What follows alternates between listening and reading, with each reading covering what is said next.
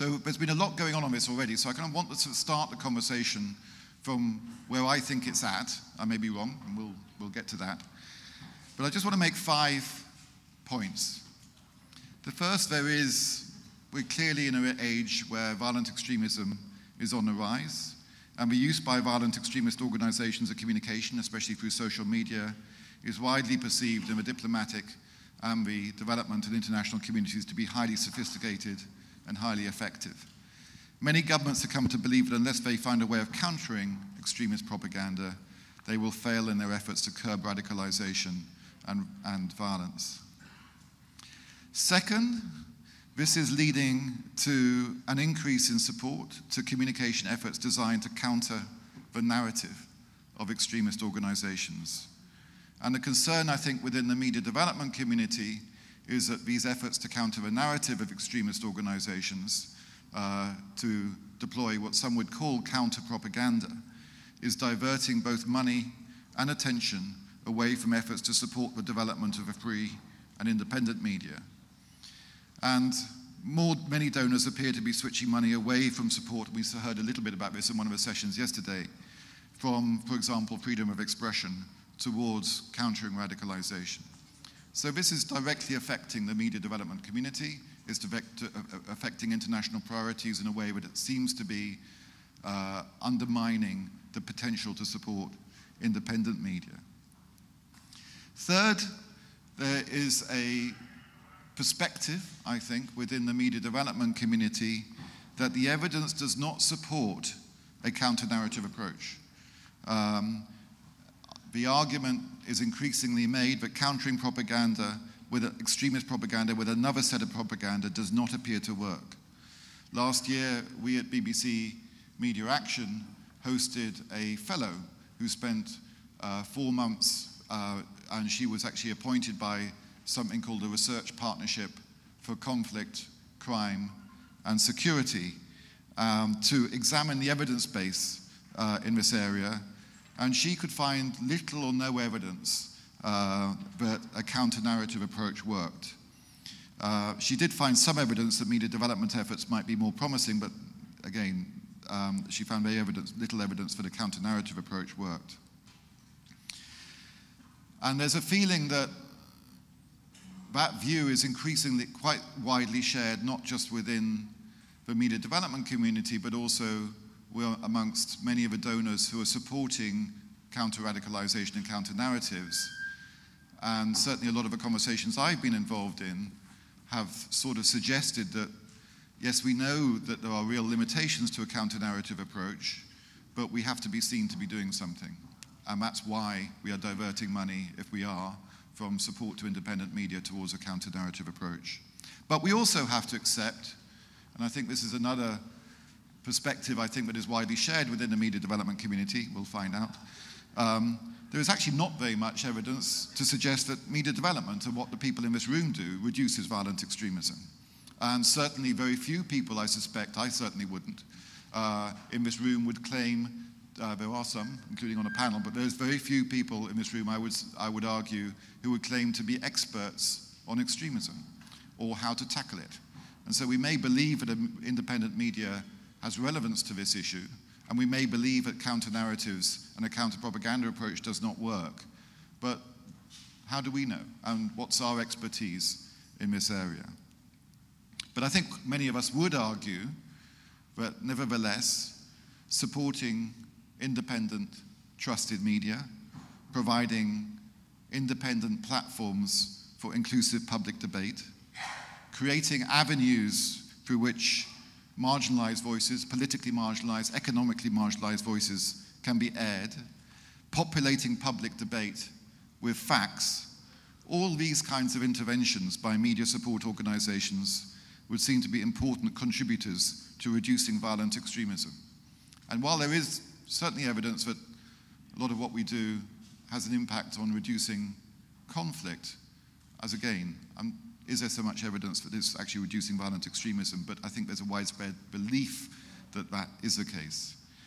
And I think the final argument coming from the media support community, which I think is increasingly being made, is that there is increasing evidence that corruption fuels radicalization and fuels extremism.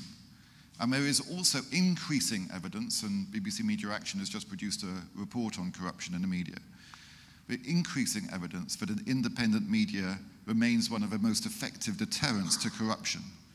And so that those state efforts that are being made to contain or constrain the media in the name of countering radicalization or in the name of increasing stability, if, as many of them are endangering the independence of the media and its capacity to hold authority to account and to deter and curb corruption, then there is a strong argument to be made that those steps are, in fact, adding fuel to the fire of radicalization rather than actually containing it.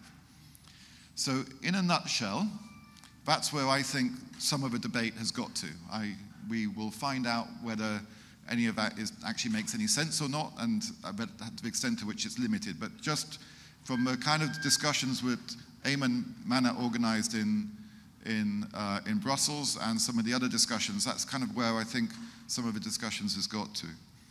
So Andy, I want to start with you, and from an Indonesian perspective, and just the basic question first, what actually is the role of media as you see it in relation to violent extremism?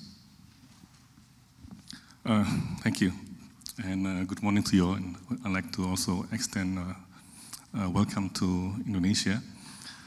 We talk about the threat of terrorism.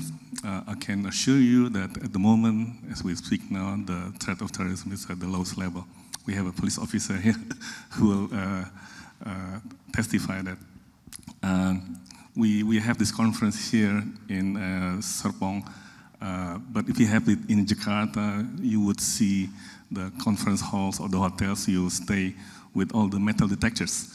Yeah. So basically, the threat of terrorism is still here in Indonesia, but at the moment, I can tell it's at the lowest level. And that is because of the great work of the police, our police force. We have had 3 minor, I wouldn't say minor, but they were, in terms of the fatalities, they were minor terrorist attacks this year. In January, there was the one in the main street of Jakarta, and there were four civilians died, but the 4 perpetrators, they were also killed. After that, there had been one a lone suicide bomber who killed himself and nobody else. And there was another one quite recently. The point is that the threat of terrorism has been with us all the time since we had the biggest and the most devastating attack in Bali, I think in 2001. But the threat of terrorism goes up and down. And part of that, why we have seen a low level of threat, is because I think the police have learned a lot from the lessons of Bali. Our intelligence are also very much active in anticipating attacks. There have been a series of plots to assassinate the president, to blow up the parliament house and all those things. But they were anticipated and they will fall before they took place. Now, with regard to the media, where does the media fit in this picture? Well, the problem when we talk about the media is now we have so many players. Yeah? It's not just the mainstream, the established or traditional media. We have the social media, the internet, where there are so many players putting out their story, their versions, their propaganda. So if we are expecting that the media to play a role in reducing or preventing or dealing with radicalization, extremism, I think we are expecting a little bit too much. We will play our role. I think that the media, my paper, I'm sure most newspapers and media in Indonesia, we are part of our community. So we want to see our nation in peace. We want to see this threat of terrorism dealt with. So from that perspective, we are part of that effort to fight terrorism, to fight the increase of radicalization and extremism. But the question is, how do we do that? I don't think we have a specific strategy in dealing with that. Each of us have our own policies on dealing with this. I can share with you the Jakarta Post. We are not giving space to the voice of the radicals. The problem is that the radicals and the extremists, they are very media savvy. They exploit the media, and they use us very often to get their message out, and we fell for it. One example is the case of Abu Bakar Bashir. He's now in jail, but for the second time. But the earlier one, he was serving time for a minor offense, not terrorism, but for citizenship papers.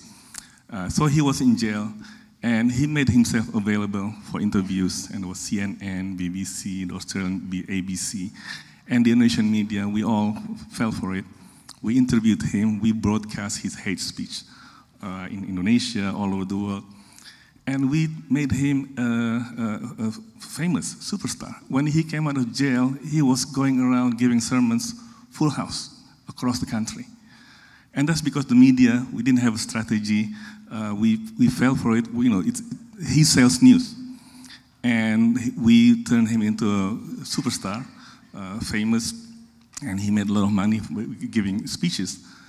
But I think we learned our lessons, that we know that the radicals, the extremists are out there and they're exploiting us. So over time we learn our lessons, and at least in Jakarta Post, we stopped airing their views as newsworthy as they are.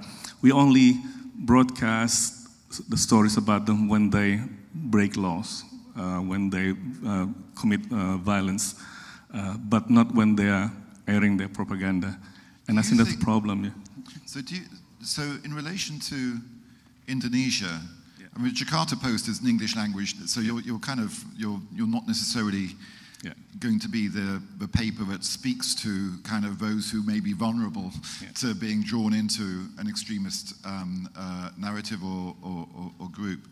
Do you think there is within Indonesia a sufficient level of reflection of the kind of perhaps quite angry voices who may want legitimate outlet to hear what they're saying, which if they aren't heard, then they become more vulnerable to capture, if you like, or attraction to more extremist groups. So is the media actually reflecting the diversity of perspectives, including those who are most kind of economically or politically frustrated in the country? Yeah, I think we, the media, try to. Indonesia now is a democracy. We are an open and free society. We have press freedom, and we are using that to the most. Not just to, some of us fell into the trap of airing what sells news. But I think most of the established media, we have learned our lessons. And we value the freedom that we have, and we are using that. And I like you mentioned about giving voice to the voiceless. We are also doing that. But I think we are also filtering the voice of the radicals. But it's not really for us. Like I said, it's now, especially with the internet. I think the internet becomes an open marketplace for ideas and ideologies. Anything goes to the most extreme, most radical views and ideologies that are out there. And there's nothing we can do. I don't think the government can do anything about it. This is not China, where they can actually censor the internet. Even in China, I don't think the censorship is effective. So there is no point in us trying to curtail those voices. And I think my own opinion is that to fight those voices is to fight in the internet. That's the battleground really for people to fight and to win the hearts and minds and souls of the people. Now there are many, I wouldn't say many, there are some lost souls among the young people in Indonesia, and some of them fell for the ISIS propaganda. They saw the YouTube, they fell for it, and they went to Syria and joined the ISIS. But I should caution you that we should not exaggerate the numbers. The last figure that I had was there were 700 Indonesians who went to Syria. I'm sure the figure has probably gone up since then.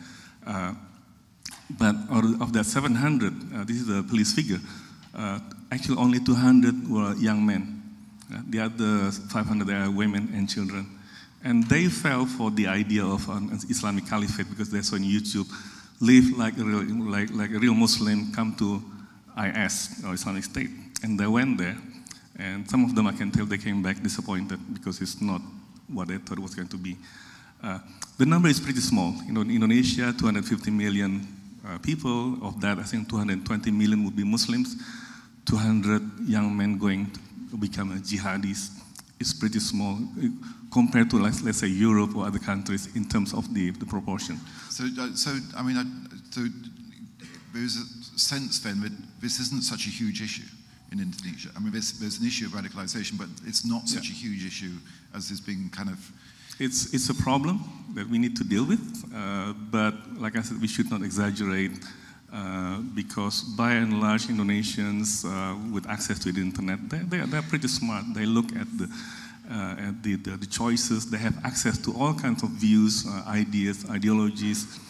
And if the figure speaks about the number of that 200 speaks, it's a reflection of how many people fell for the ISIS ideology. It's pretty small. Okay, Nasser.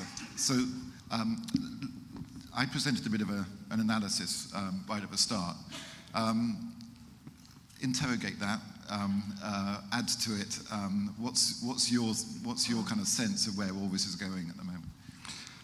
Well, first I'd like to thank you and JFMD for hosting me. I mean, I would sort of, in the interest of time, just cut to the chase. CVE, as it is conceived today, particularly by the United States, is the new alchemy. The conception is violently divorced from the realities of what actually radicalizes people. And it tries to come up with this sort of a magical pill that will prevent people in various areas of the globe from getting radicalized, which is rather a strange use of resources, because it's simply like the phenomenon that we're dealing with is very complex. And there are vast differences of what radicalizes somebody in North America versus somebody in Western Europe versus somebody in the Middle East. These are actually the areas that I generally look at and I know a thing or two about. Obviously, also that's very different from what would drive radicalization in the Far East. I mean, as you just heard now from the gentleman, Indonesia, the biggest Muslim nation on earth, with a population with over 220 million Muslims, out of 250, only 200. And you compare that, for example, with Belgium, which had a disproportionately high number. It's like several orders of magnitudes beyond that. The problem with CVE, as it is conceived right now, and unfortunately the United States is like sort of under the leadership of the Obama administration, is sort of setting the trend globally, and governments in the European Union are following suit, engaging and adopting some of these sort of concepts. It's just simply it is not working as evidenced by the events on the ground. There are plots every day. There are people getting radicalized even in the United States, in Western Europe. And I think that if I were to put my finger on sort of a crucial or most critical part of this, and there are so many critiques that could be made on the point, is that fundamentally, these governments have failed to be able to reach and communicate with the target audience. And that is quite remarkable given the amount of resources that is being deployed on this. And as a matter of fact, this might sound a little bit shocking to the audience, but if you were an investor, a business investor, and you looked at the amount of expenditure by Western government into countering radicalization, and you compared ISIS's operation and the expenditure most business investors would go invest in the ISIS model because it's a lot more effective. And my contention is that actually we can learn from the way ISIS itself does its propaganda, and we can even we can beat them at their own game. But for that to happen, we need buy-in from political authorities and also from larger societal players, like particularly from the private sector and civil society. Okay, but let's just challenge that just for a moment. So sure. There are two things, big things I took away from that. First of all, the issue is complex, and that magic, simple bullets don't work. Certainly a lot of the conversations I think many of us have had with decision makers, people who are funding different initiatives, is they say, okay, please don't tell us it's complex. We kind of know it's complex, but we have to be doing something, and we have to be seen to be doing something. Give us something more practical that allows us to actually do something useful, rather than just telling us that we don't understand the issue and it's too complicated. And so that's one issue. And the second issue is, that the big takeaway you were saying is play ISIS at its own game. Is that right? Isn't the reason the propaganda, the extremist propaganda works, is because it taps into identity, political and economic marginalization, frustration that I just want to get on in my life and the established system is not allowing me to do that, and grievance and all the things that an extremist agenda can exploit. And it's impossible, isn't it, for a counter effort, to tap into the same senses of grievances and identities, because they haven't got the same, their offer is don't do this, or believe in something better, or a more progressive agenda, which just isn't going to, as you say, if you want to know your audience, isn't going to resonate with them. Okay, so on the first point, and I'll ask you to remind me of the other two. I'm still jet lagged. On the first point, when I say the issue is very complex and is a serious matter, it's not merely a rhetorical point. Are you familiar with Abu Musab al-Suri? I've mentioned it only because you mentioned it yesterday. Okay, so Abu Musab al-Suri is a jihadi theoretician, and he's written a manual that is over 800 pages, detailing how to conduct the project of jihad, chasing out foreign powers, taking over societies, and basically ultimately bring that vision of an Islamic state as he understands it into reality. So that's a fact. Just merely dismissing this, saying, oh, don't tell us that this is complicated and complex, that and $1.50 is not going to buy me a coffee, might sound like an emotional outburst. We're dealing with a serious problem here, and sort of the enemy that we're dealing with has put a lot of effort, resources, and time thinking this through, whereas the guys on our sides clearly have not, because they have been beaten and caught unawares at every turn of events. Starting from, and if I were to deploy here an American-centric standpoint, starting from the bombings of the embassies in 96, 9/11, and beyond. I'll tell you, share with you a personal experience. Actually, I was detained 8 days after 9/11 in an FBI raid. And one of sort of the most mind-boggling things that happened, I'm talking here September 18th, 2001.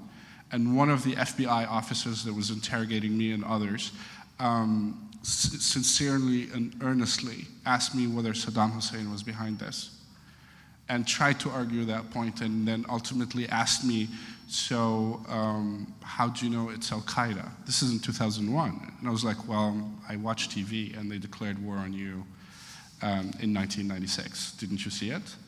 So the fact here is that we're dealing with we need to be as serious as these guys in the way they pursue it. And the first marker of being serious is to actually sit down and go over their literature. understand it and deconstruct it. Now, in terms of the, pardon my selective hearing, I'm going to jump to the third point. In terms of propaganda or counter-propaganda, personally, I think that part of, like, sort of another critical part of the why the current CVE efforts are failing and failing miserably is the refusal to acknowledge that what we're dealing with is the new global counterculture. This is not just a bunch of Illuminati sitting in a cave. And as evidenced by that, as an evidence to that, like increasingly there's a trend of people getting radicalized who do not look like me and who's not called Nasser. They actually look like you. And their names were John and Mark and Olivia. And that's sort of the most important thing to bear in mind here, and to understand sort of the effectiveness and sort of how lethal this ideology has been, because it basically provides an answer to an antsy generation that is like post-globalized, postmodern, that is completely disillusioned, got to the point to be disillusioned with the modern world, the actual world we live in. And somebody offered them a solution by appealing to their idealistic side and sort of making the promise that they can be new empire builders. So you could argue the conclusion from that is actually that a lot of the people in this room are not terribly relevant to this debate. Is that so that your feeling is that kind of all this high-minded talk about independent media, independent public debate, creating more facts, more trusted information, and so on, tackling corruption or whatever. I will not dance around this or be diplomatic about it. I'm frankly conflicted, because part of me is very committed to. Why am I doing this? Because I believe in liberal democracy, and I think it's the best system available today. So freedom of the press, free speech, all these things are the things that actually one is fighting to preserve, because when we're dealing with ISIS and Islamist extremists, violent extremists, we're not, like, this is not about stopping a plot, the next plot or the next hijacking. What this is about is standing up for the values of democracy, liberal democracy to be precise, and the freedoms that come with them. Now, I am conflicted because I don't think that I have the ultimate answer, and I'm not sure I will find the ultimate answer in my lifetime. But what I know is that we're at war. This is not peacetime. This is 1992. And the world as we know it has changed 3 times over. And as a matter of fact, this might be a little bit outside of the scope of this conversation, but nonetheless it feeds back to understand why I am so alarmed and why I have such a drastic view. The values of liberal democracy have not been, and democracy itself have not been under so much pressure since the 1930s. And Islamist violence is one of the major drivers that are helping those in the world to make the case against liberal democracy. So let me bring in Courtney, and I'm going to perhaps paraphrase a potential conclusion from what you're saying, which may be unfair. Ideology. So you could argue a conclusion of what Nasser's saying is that there is an information war, there's a war, and a part of that is an information war, and the reason the West is not winning it is it's just not doing it right. But nevertheless, it is engaged in a war, and that actually a lot of principles and beliefs that this community holds dear are relevant to that, but are actually not the main players in that. So Courtney, you've been researching this, I know, including for a report from the National Endowment for Democracy. What's your take on the whole issue and what you've heard too? So definitely the idea of countering violent extremism is very badly defined. It's badly defined in the UN strategy, in the US approach, et cetera. It was hard enough to fight terrorism, and now we are fighting extremism. Oftentimes the violent part even gets dropped off. So this is certainly a battleground of ideas, and I think that you can't also separate it from the kind of Russian propaganda aspect. We are certainly in an era of information wars, of subjectivity in which there are very few facts. Nonetheless, there is an international agenda now around countering violent extremism, and as you alluded to, policymakers feel that they must be seen to be doing something, and what can be visible. things that are being done in prisons are not visible. The, preventing people from traveling, the real things that prevent people from joining ISIS are not visible. But having some, messaging campaign online that they can point to and show Congress or, show the taxpayers is very visible. But actually, this goes back to, I think, what both Nasser and Andy were saying, is the media has a role to play, and what the governments are doing has clearly been shown to be counterproductive in the fight against extremism. So both Kate Ferguson's review, as well as literature reviews funded by U.S. government funding, for example, the Star Center, and my own review of the literature, all of the literature reviews show that government-funded counter-narrative programs are ineffective. They do not work, and they are often counterproductive. In fact, because they undermine the idea that media are independent. One example would be Afghanistan, where tens of millions of dollars were poured in by the US State Department and USAID into developing independent media.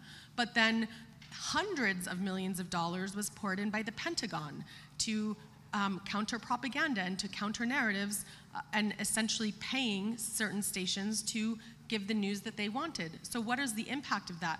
Most most viewers around the world are not going to be like, oh, well, that was, the Pentagon and this was USAID, so we'll believe this media but not that media. No, it discredits all media. It discredits the idea that media are independent, that they are not beholden to whoever is funding them, et cetera. And this has long-term negative impacts on media development and on democracy more broadly, this idea that there is no independent, there is no objective media.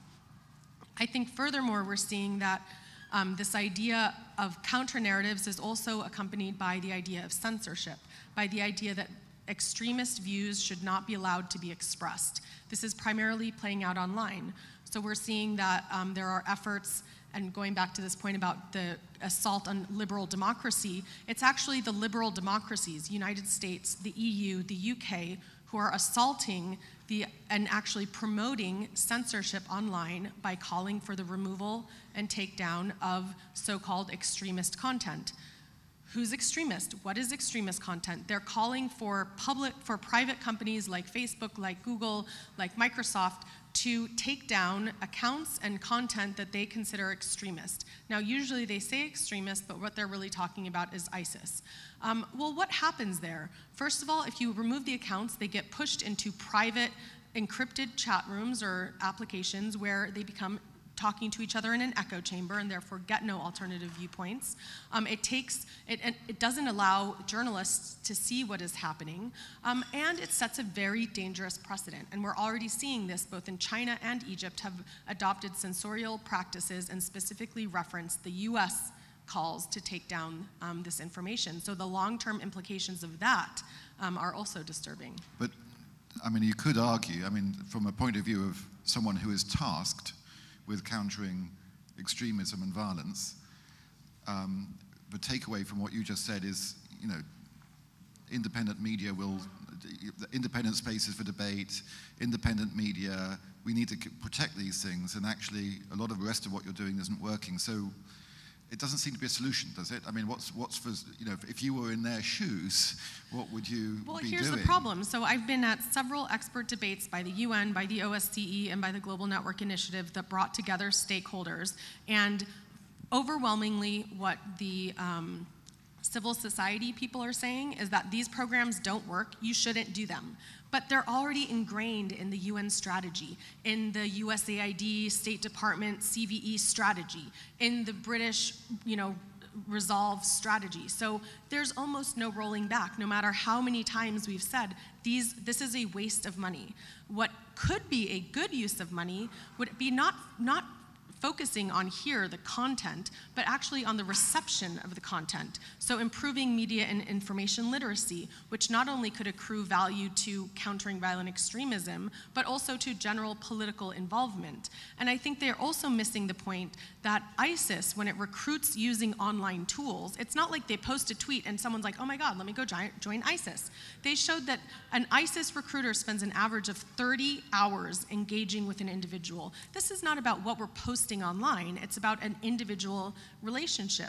And furthermore, if you look at the programs that are being created under this countering violent extremism agenda, let's look at the Don't Be a Puppet campaign by the FBI, which essentially it's aimed at high school students, and it says, don't be a puppet, don't get recruited, and report on people if you see that, are they not supportive of US foreign policy? Have they traveled to odd places in the past few months? Are they ardent supporters of environmental or animal rights? This is deeply disturbing. So we're creating an environment where people are very skeptical of each other, and where actually the moderate voices, or even voices who want to argue for a different type of system, can't, because they're silenced. There are Muslim students who do not feel comfortable speaking out against American foreign policy, and then what happens? They're not going to be on the media. The media can't find those voices, so they're going to find the extremist radical voices, both on the far right and potentially on the far left. I think it's quite striking from actually all the panelists, and I think where the debate is at is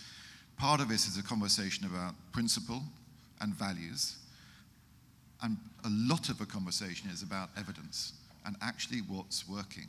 And I think what all of you are saying and is that a lot of what's being invested at the moment isn't working.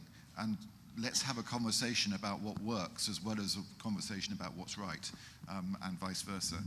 I want to open it up, but can I just, I know that we have a lieutenant colonel from the Indonesian police in the room, and it would be great to, I don't know where he is, but it would be great to hear your perspective on this in terms of what you've heard, and please introduce yourself and say a little bit about what your experience is in relation to what you've the debate we've been having.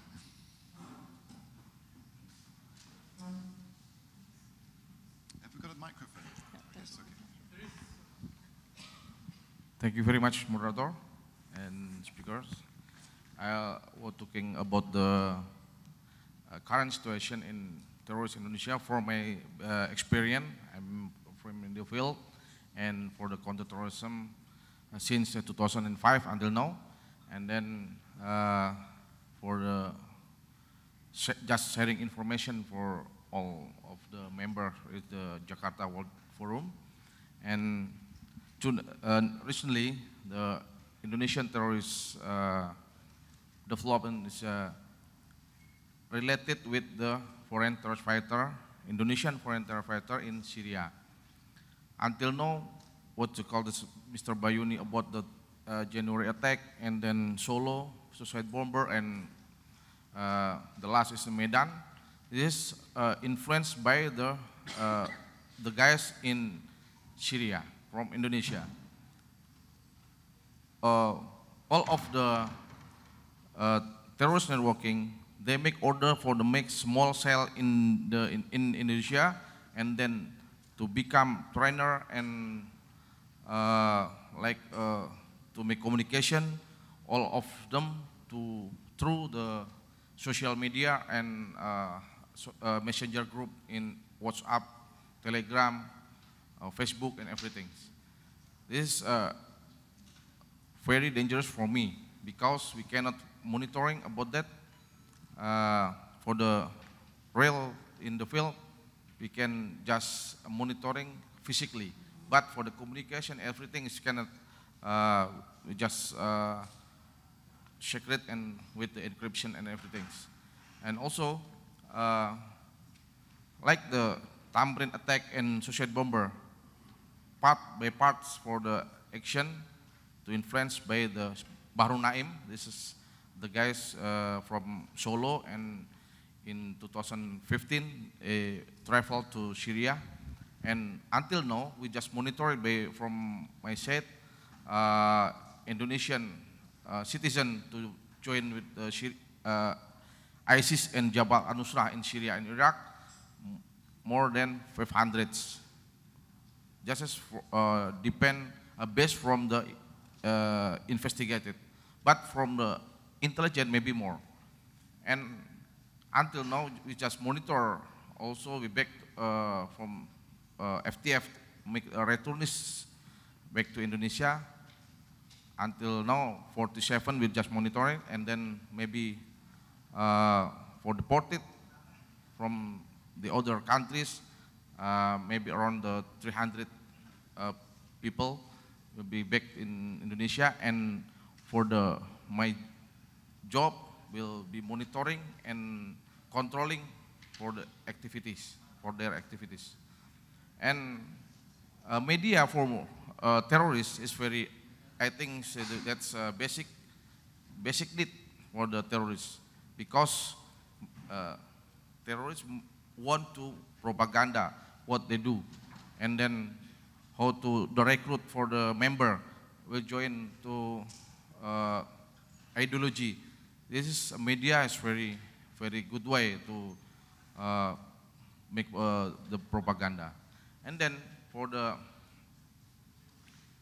my hopes is reducing the impact for the terrorism report of media is very responsibility, and then we can make if the terrorists will be make activity, and then they waiting for the media to blow up what they do, because fear of crime, this is the purposes for the successful by the media. If the media we cannot reduce, or we cannot significant choose what the good news for the public. And also media crews that involving the terrorism reports has to have awareness and willingness to reducing the adverse effect from the news they delivers, and then does not have to publicly report it, the details and the illustration concerning chronology, ordinance action, how terrorists raise funds and ideology, which can be an example, and then maybe to get improve the strategy content, strengthen nationalism, ideology, encouragement, solidarity, respecting, and to more tolerance. And the Indonesian national strategic, we have two lines, which is a soft approach and the hard approach. The approach will be start from the 2002, after the the first Bali bombing, and the law enforcement lead strategy until now.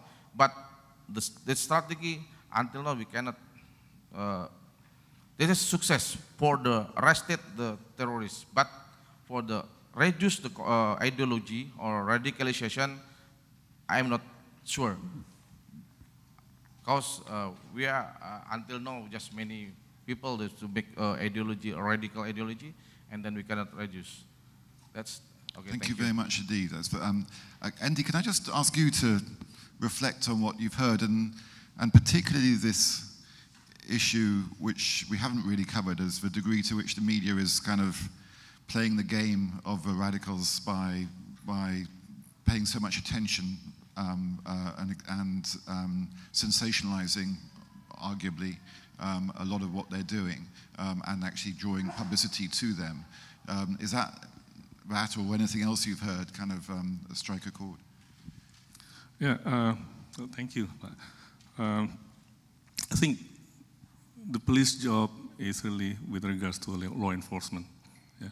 It's not their job to counter the propaganda that we see in ISIS. That would be, I think, the government, but not so much the police. And there have been cases when the intelligence agency asked the Ministry of Communication to shut down a number of websites because they were perceived as radicals. But I don't think it's working. Yeah? If anything, the moment that the government announced these websites are radicals, more and more people, actually, you are driving more traffic into the, and they will find ways. Any attempt to ban or shut down websites, it's actually, you become part of the marketing tool for those websites. This happens all the time, consistently. So I don't believe in censorship. The government is kind of divided in this. I think that some agencies believe that there should be more censorship in the internet, but I think there's a counter view that it's not working. So there's still a big debate. The problem is this. I think, again, I agree with Courtney about the difficulties in defining what is extremism and what is radicalism. So some people, the desire to have an Islamic state is a radical view. But that means you are saying that something like 15 or 20% of Indonesians have radical views. Those aspirations, for me, they are legitimate. And some of these people who believe that Indonesia should be an Islamic state, they fight the battles through the democratic process. They form political parties, they campaign, and they win some seats, but they have never won a majority. My mom would vote for one of those parties because she believes that Indonesia should be governed under the Sharia and it should be an Islamic state. And she's not radical. So there is, those voices are legitimate. Even the most extreme views, I would say they are legitimate as long as they don't resort to the use of violence. When they turn to violence, the use of force, and that would be for the job of the police to deal with. But you cannot censor the internet, and if anything, if you try to censor the internet, it's going to be counterproductive. You are going to drive more people to the extreme views. The best thing is to let, going back to the question about what should the government be doing, I'm not sure about what in the West, but I think in Indonesia, I would say the government should ensure that there is press freedom, there is internet freedom, but also make sure, someone mentioned about media literacy, internet literacy, that people know how to use the internet wisely, and also maybe instead of engaging in propaganda or getting the media to help the state propaganda, help the religious organizations build the capacity in using the internet. At the moment, I can tell you they are losing the battle of the internet because the radicals, the extremist groups, they are far, far more savvy in using the media, and they're winning recruits. I turned to the websites of the two largest Islamic organizations, Muhammadiyah and Nahdlatul Ulama. I can tell they're very boring. There are very people, it's very preachy and it's not appealing. But you go to the websites of ISIS or the organizations in Indonesia that subscribe to the ISIS ideas, they are far, far better. Okay, I want to open it up, but I know Courtney wants to say something. But if people can go to the microphone, and I'm looking for both questions, but also interventions, your thoughts. Please keep them relatively brief. But please, if you can start queuing up at the microphone, it's probably the easiest thing. Courtney, just while people do that. Just to build on that idea, I mean, the ISIS media operations is very sophisticated. They have a clearinghouse, they have several different channels across different platforms. They know how to produce a piece of content and cut it up in different ways to produce it for Facebook, for Twitter, for YouTube, et cetera. And most of the organizations that the media development community is working with are struggling just to maintain a website, or much less to do video, et cetera. So we have to also think about, imagine if some of the money that was going to these silly counter-narrative programs and the idea of equating the number of clicks or likes with impact actually went to supporting independent media organizations to be more effective in disseminating their information. That actually might be very helpful. Do you agree with that, by the way? Just before we... I'm always at a crossroad. I'm sort of the guy who's negotiating constantly with the freedom community and trying to get them and the counterterrorism community to have middle grounds.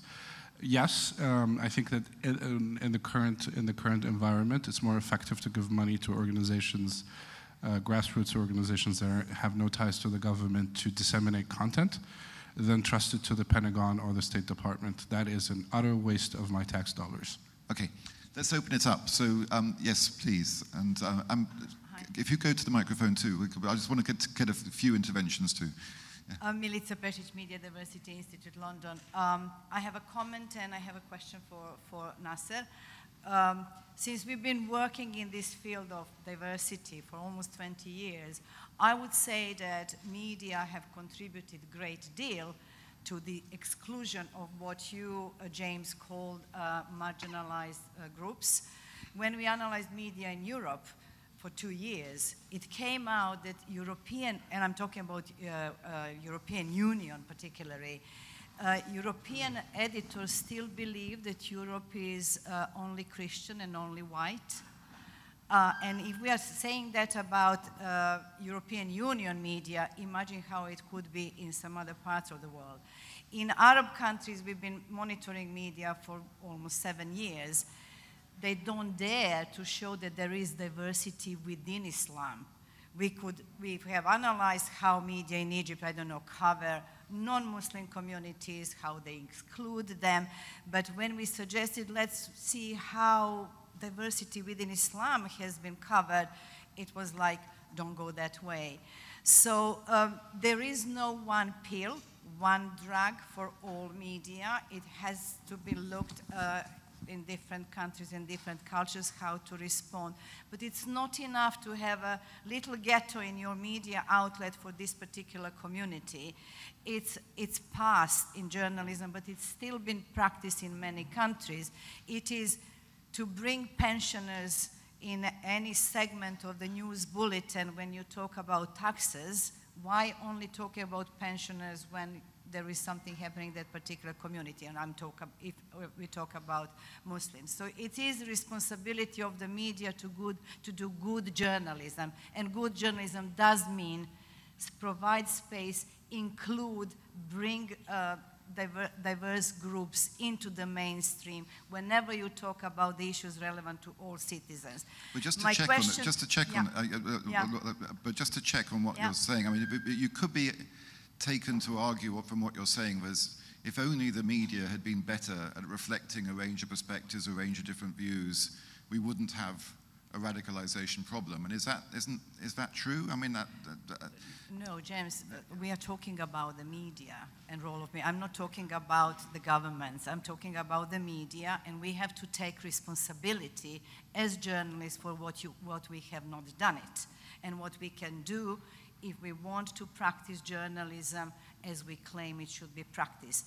And I have all moral rights to talk about it because I had to leave my own country when I was refused to do the job I believe should be done, particularly during the war, particularly when we had people of different religions being pushed into the war in the Balkans. So I'm talking about the media, we are not doing a good job. And when we talk about BBC, which I respect very much, and I think it's one of the best media outlets in the world, not perfect.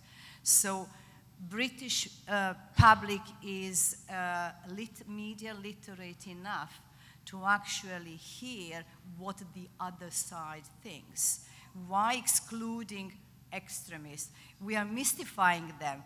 I think they are humans like everyone else, and if someone who understands extremism, who is familiar with Islam as religion, who can have a normal debate with these people, it would be less mystified than, oh, don't put them in our program. Okay, your question for Nasser. Question for Nasser. Being born in a communist country, Nasser, when you started describing how ISIS has been building up and becoming what it is, it reminded me very much on how communism started, and bringing together dispossessed, poor, marginalized, and then international brigades joining in.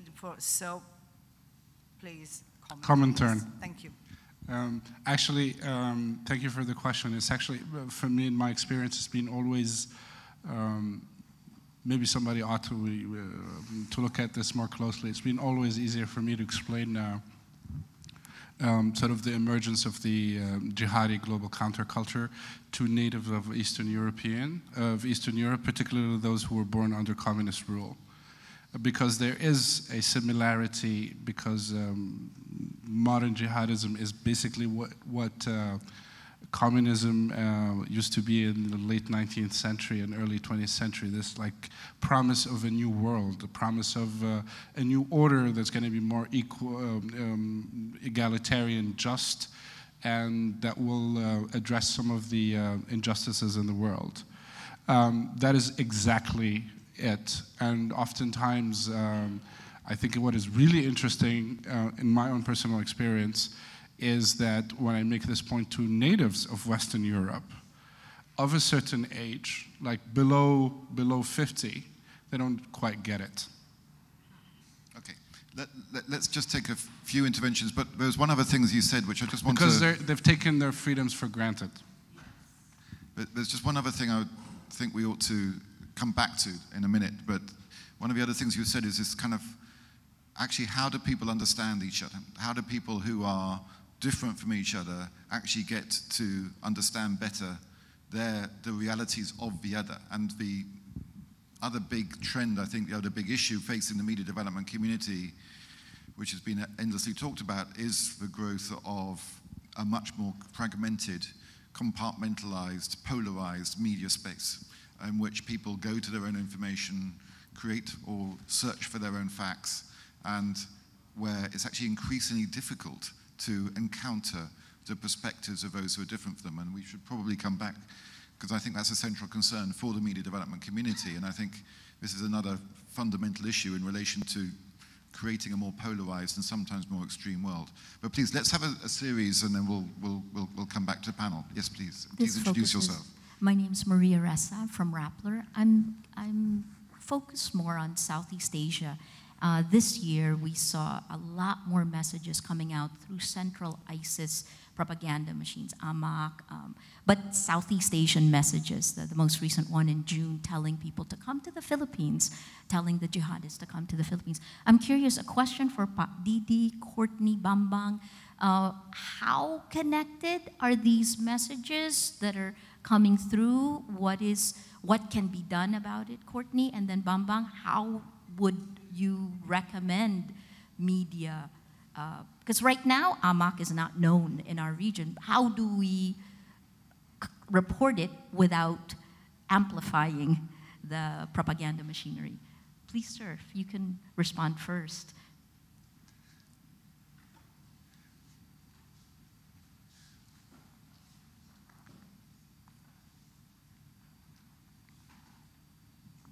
Thank you very much for comment or opinion from my colleagues from Philippines. For my opinion, is media for counter-propaganda is very, we want to very close cooperation with from government to media, because for all of propaganda may be terrorists through the media. Until now, we cannot doing anything about to reduce the radical propaganda or terrorist propaganda from the media. We just monitoring, and then we just, for example, if I have and from National Counterterrorism Agency or the police, we have a website for the most moderate website and Islamic moderate website. If we looking for showing the how many person to invite or searching the website to be less than for the radical website. Radical websites to be more or most biggest to join the website. This is very important to make a communication and cooperation with media and government. And in the NCT or the police also, until now we just engage the media and public sector and community, public community or NGO, everything, to involve the counter-narrative and then to counter-propaganda and counter-radicalization through the media and also with the academics, even or seminar and like the forum like this. Okay, thank you. So that, yeah. So I wanted to give a concrete example very quickly on one of the biggest issues of why the current conception of CVE is violently divorced from reality. Who here in the room about a month and a half was following the news from Aleppo, Syria? By show of hands. Okay. How many people heard any news reports explaining that the Western coalition and Russia ultimately failed? I mean, Russia is actually on the part of the problem, but particularly the Western coalition ended up in a situation where 350,000 civilians in Aleppo who were faced with the threat of starvation sieges and aerial bombing were ultimately, at least for a period of time, saved and fed and kept secure by jihadi elements. That's how farcical the situation is today. Basically, the Western world, the free world, has abdicated through the incredibly incompetent and, by the way, self-sabotaging, self-defeating policies coming out of my government and government in Western Europe are fueling this problem. Now, the real question is, like, how many editorials have you read that made that point? How many 7 o'clock p.m. Central newscasts started opening up by the title, "Jihadis Save the Day, Where's the West?" So that's the job for the editorial rooms. Okay, I'll take that as a comment. Can I reply? Yes. Yeah, sorry, where's Maria? Okay, my name is Andy, not Bambang. You keep calling me Bambang. Anyway, you asked a valid question. How should we, the media in Indonesia, in the Philippines, or in Southeast Asia, report about the activities of the propaganda of these radical terrorist groups? It's hard when you have to, when you're only given 400 or 500 words to explain the very complex issues. And sometimes we fell for that, and we ended up spreading their propaganda. On complex stories like this, I think Rappler is doing a good job, your media is doing a job in explaining. So, we should not shy away from reporting the activities of these radical groups. In fact, we have an obligation to do that, but I think we should also explain what they really are. Give them the history of the murders, the killings, and all the other things that they have been involved in, and explain that to the audience. And I think that way, we are doing our job as a media in reporting about what is happening. But the challenge is always in getting that story in as few words as possible, because space and all those things. I want to come back to the floor, but very quickly, yeah, Courtney. Just to add to that, I think the idea of having diverse voices is important, because if you only hear Muslim voices when they have to talk about whether, what is the meaning of the Amaq magazine that's now targeting Philippines, this is going to be problematic. You need to hear these voices in the human interest stories, in the culture stories, in society stories, and not just the idea that there is one Islamic voice, but many different, types of Muslims. There are secular Muslims, there are, a diverse cultural Muslims. Okay, so I'm hearing, from Nasser, truth is important, regardless of how inconvenient it may be.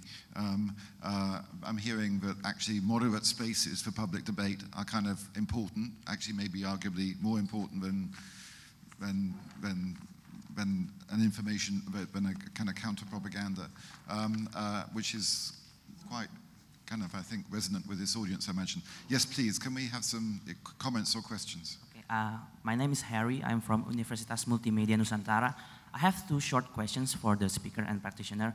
First, as a lecturer, as a people who work in academic, we prepare the next generations of journalists.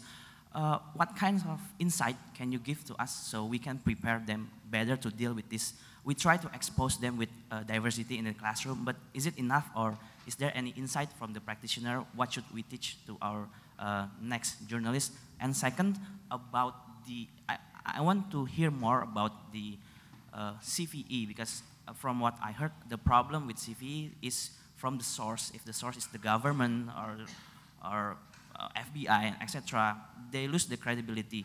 Here in university, we try to empower the community. So we try to equip the moderate Muslim organization, teach them how to produce content.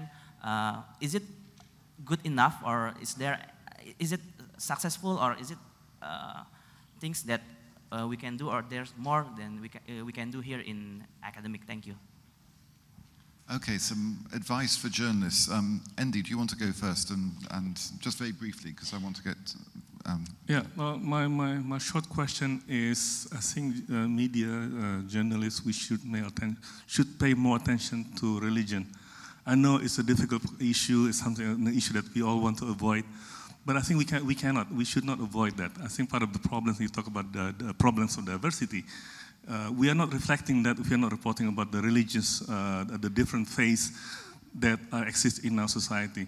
You know, you mentioned that I founded the International Association of Religion Journalists, and you know, these journalists from 23 different countries, we learn that we are part of the problem because we stereotype, we bring our prejudices when we report about religions, and at the expense of the minorities in our respective societies. This Islamophobia, the hatred against Christianity, Judaism, the fight between the Muslims in India and the Hindus. Part of that, if you look carefully, actually they have been fueled by the media. So this is why, if my answer about for journalist students, maybe for the university, maybe you should look into the question, the possibility of teaching, reporting on religion as one of the curriculum. Yes. So you can teach about context. The context that you choose to put your story in is very important. You can choose to write a story about how many likes some ISIS Facebook page got. You can choose to write a story about what Trump has said about Muslims, and then you can choose the context that you put that in. Are you going to mention how many civilians have been killed by ISIS? Are you going to mention that everything Donald Trump has said about Muslims is absolutely false? You choose the context. So remember, you have to frame these and don't give false equivalence to some of these issues. And just to take my moderator hat off for a minute, it's not advice, but don't underestimate the importance of what you might be doing and the role you might be playing in the future. There are a lot of journalists who go on to, I imagine, we've heard already from this school, who won't go on to be journalists, they'll be going on to do public relations and other things. Journalism in the future, however difficult and challenging and even potentially quite poorly paid it's going to be, is going to be absolutely key to the future of this country and of a world, including around fundamental issues of democracy and of tackling, I think, these kinds of issues. And it's in danger, it is in peril, and there is a world in which we are awash with messages. And we are in an information, if we're not in an information war, we're certainly in an information struggle. And actually journalists who actually exist to serve a public and actually exist to reflect the perspectives of all in society and are not there to simply to reflect the perspectives of any particular paymaster from one side or another are an increasingly rare breed. And I just would say, do not underestimate just how important public interest journalism, however you want to define it, is going to be in the future. Because if this conversation proves anything to me, that's going to be vital in the future. So stick with it, I would say, to young journalists, however tough that's going to be. You'll probably curse me for saying that later. Yes. Yes. Thank you. I'm Morad Teb, I'm a journalist from Tunisia, and I cover Tunisia and Libya. I've been working on ISIS-related issues in the past few years, mainly for the broadcast media, and I noticed that in the international media, and consequently the international public opinion, there are a lot of misconceptions and inaccuracies when talking about this issue. And I'd like quickly to share some of these thoughts I discovered when talking or when watching documentaries and news worldwide. To start with, I will ask how many journalists or reporters have met former ISIS fighters who came back to Tunisia after quitting ISIS. I don't know of any journalist or reporter who met them. I did. So I think it's very good. It's a very good idea to talk to them and to see why they joined and why they left. This is one thing. Second thing is about the figures of jihadists, so-called jihadists in Syria, Iraq, and Libya. I remember when some people angry with these revolutions in the Arab world, those who lost power, started publishing and talking about figures, numbers of Tunisian jihadists in Syria. And most of these figures are not accurate. Just to tell the world that these revolutions are a mistake, they produced many jihadists. So there are no accurate figures. And I remember one big media, one Western TV, famous TV, said, the United Nations said that there are this and this 1,000 fighters in Syria from Tunisia. And I called the United Nations office in Tunis, do you have something like that? They said no. They didn't release any figure. They just said Tunisians are among the biggest nationalities in ISIS, that's it. Something else, we should bear in mind that there are many parties, many players in this ISIS issue. We shouldn't be superficial. I will ask you, I will tell you, recently Fallujah was cleared up from ISIS fighters. We were told so. Sirte is being emptied from ISIS fighters. I was in Sirte a few weeks ago.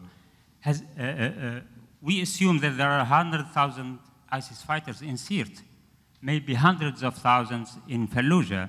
Has anybody saw bodies of those killed or those captured? Hundreds of thousands have been taken out of Fallujah and Sirte, and the media doesn't show bodies, dead people, or captured people. Okay. Where are they? Nasser, answer that, but actually I want to ask a question too, but Nasser. Yeah, I would like to react to that very quickly. Just an anecdote here. I mean, it's not an anecdote, it's a fact. Can I finish, please? One just ready. I'm finishing. Yeah. We see there was an American airstrike in Sabratha, Libya, in February 2015, 19th of February, and they said they killed 50 big names of Tunisian jihadists in Sirte, among them Nordin Shushan, known to many of them. I will tell you, Nordin Shushan and many, many others in the international media and in the Tunisian media, they were killed many times. They were captured many times. They were imprisoned many times. Okay. Every strike, we captured Nordin Shushan, we killed Nordin Shushan. Then he is in Tunis, then he is in Mosul, then he is in Syria. Okay. So I'm saying this because we are the first. How can we ask the public opinion to be precise and accurate and be careful and not ask this from ourselves? We should be careful when dealing with this issue. We should try to be as close as possible to the ground. I know it's dangerous, but there are ways and there are people who can help us get accurate information on the ground. Okay, thanks. Thank you very much. So very quickly, the last point the gentleman referred to is that basically amongst counterterrorism analysts, there's an ongoing joke, which was the number 3 of Al-Qaeda was killed. Starting 2004, literally every 2 weeks, the number 3 of Al-Qaeda was killed. And it's still ongoing, by the way. And the second thing is that basically, per the figures of the Department of Defense, the Pentagon claims that they have killed over 45,000 ISIS fighters, whereas the general estimate a year ago was that all of ISIS in Syria and Iraq had 35,000 people. So how did you kill 45,000 and they're still fighting? So you're saying, I mean, you know, what you're fundamentally the issue here is that, if you like, a Western narrative is losing credibility. It's not only losing credibility, it's that Western journalists are supremely gullible. Okay. They eat up anything the Pentagon and the White House tell them. All right. I want to address the issue of journalists on the ground, because that's very important. But I think everyone here knows that the past 4 years have been the most dangerous on record for journalists ever. More journalists being killed and imprisoned, many times because of ISIS. But what we're also seeing, the impact of CVE is on the ground for journalists. Journalists are being equated with extremists, are being accused of extremists because they are speaking with extremists, with ISIS fighters, with the Mujahideen, with the Muslim Brotherhood, whoever the terrorist group du jour is for whatever given government that there is. They're not being allowed access into territory. You'll see that journalists in Turkey, for example, who are trying to report on southern Turkey are getting arrested. So the problem is that the impact of CVE is providing cover for repressive governments and for governments who want to restrict access or declare a certain opposition group terrorist groups to restrict the ability of journalists to do journalism. And so we're seeing that acts of journalism are being equated with terrorism. May I? Just 30 seconds? Because I want... Okay. Very quickly. But very quickly, I mean, Courtney, I really, really recommend that you watch French media and their reporting on ISIS. Completely cartoonish, science fiction, comedy stuff. Well, I think it's very clear that the Arabic media was far advanced in reporting on ISIS. You could see the reports of foreign terrorist fighters in Syria at least 4 months in the Arabic media before you saw it in the English language media. So absolutely, you need the people on the ground. And that could be another recommendation to journalists, is you need to read each other in different languages. yes, please. What a fantastic panel. 2 quick things. One, I've been coming to Indonesia for 30 years, and at the height of the Suharto government, we would have had a lot of commentary around the need for collaboration between governments and journalists and media organizations. If you look at the same scene in the late 1990s, any commentary about government media collaboration would have been howled down by an Indonesian audience. It's really interesting that that discourse is again being legitimized now in the context of anti-terror activity, and the support for that is coming from what many of us have grown up regarding as the kind of mainland of democracy that is the United States. So I wondered whether either of you had any commentary about that. But just riffing off Courtney for a minute, you talked about the need to explain context, and I wonder, within the context of radicalism, we keep talking about religion and diversity, but whether it's actually inequality that we need to be talking about. Thanks. Sorry, could you just repeat? Could you just say the last sentence again? I didn't hear it anyway. In terms of the context, we keep hearing that we need to talk about diversity and explaining Islam, but is the real question about growing inequality? Yeah, so let me clarify. I don't think that the context needs to be about Islam. It's about the context that you give. So if you are talking about, if you're writing about as a journalist, countering violent extremism programs online and counter-narrative programs, perhaps the context that you want to give is the statistical improbability that anyone who might be radicalized will actually get that piece of content. If you have, 1.5 billion people on Facebook, the likelihood that you're going to actually target the right person, even with 99.9% exactitude, you're still going to get 60,000 people that have no intention of being radicalized. And furthermore, with respect to context, I think all of the national strategies on CVE and the UN Action Plan recognize that there is no single driver of extremism, and that there's a great diversity of drivers. And so it's important to recognize the inequality of the experience of many different types of people, of Muslims, of African Americans, of whoever these audiences are. But I think we have to also go beyond that. And going back to what Nasser was saying earlier about the culture, it's not just that people are disenfranchised or that they're, economically underprivileged or they don't have a job. Millennials want to believe in something. Like, don't you remember when you were at college age and this is when you joined all the clubs, this is when you signed the petitions and you voted for the first time. You want to be part of something, and this is giving them something to be part of, something to believe in. And imagine if you had gone through a revolution, if you had gone through this amazing political uprising, and now you are seeing it stamped and crushed out. You want to believe in something. Similarly, in the U.S., I think we're also, missing that, in Europe. You want something to believe in. When you go and join ISIS, they give you a name. You were mentioning this yesterday, Nasser. They'll call them Al-Almani or Al-Brittani, which is saying, the British. And also, they give actually the Al-Alami, which means media. So if you're working in the media, it's a form of jihad. They'll give you this honorific Al-Alami, which highlights your very important role of working in the media. Whereas in many of these countries, being a journalist is a very non-respected position. When I was doing my research in Egypt for my book, most people are not, were not allowed to be journalists or study journalism because it's not a respected profession. They needed to be engineers, doctors, or dentists. Andy, first of all, and then... Yeah, I'd like to take up your question about government and media collaboration, which we had during the last 2 years, but we dropped that. And now it seems that with CVE, the trend is going that direction. I don't know about in the States, but I think in Indonesia, it's the last thing we want to be seen as collaborating with the government, because then we would lose independence. I think when it comes to fighting radicalism, extremism, I think the media should feel that they have the responsibility to do that without prodding from the government. Because we are part of the society that we live in. We want to see peace. We want to see, harmony. And if so we should not wait for some CVE funding or government prodding that we should be engaging in fighting radicalism. We are doing that already automatically, and I think we are not doing perfectly. I think we could do much better, but I think we're doing that. The question about inequality, I think, of course, inequality is one reason why people are driven to extremism. I think you mentioned about corruption, poverty as well.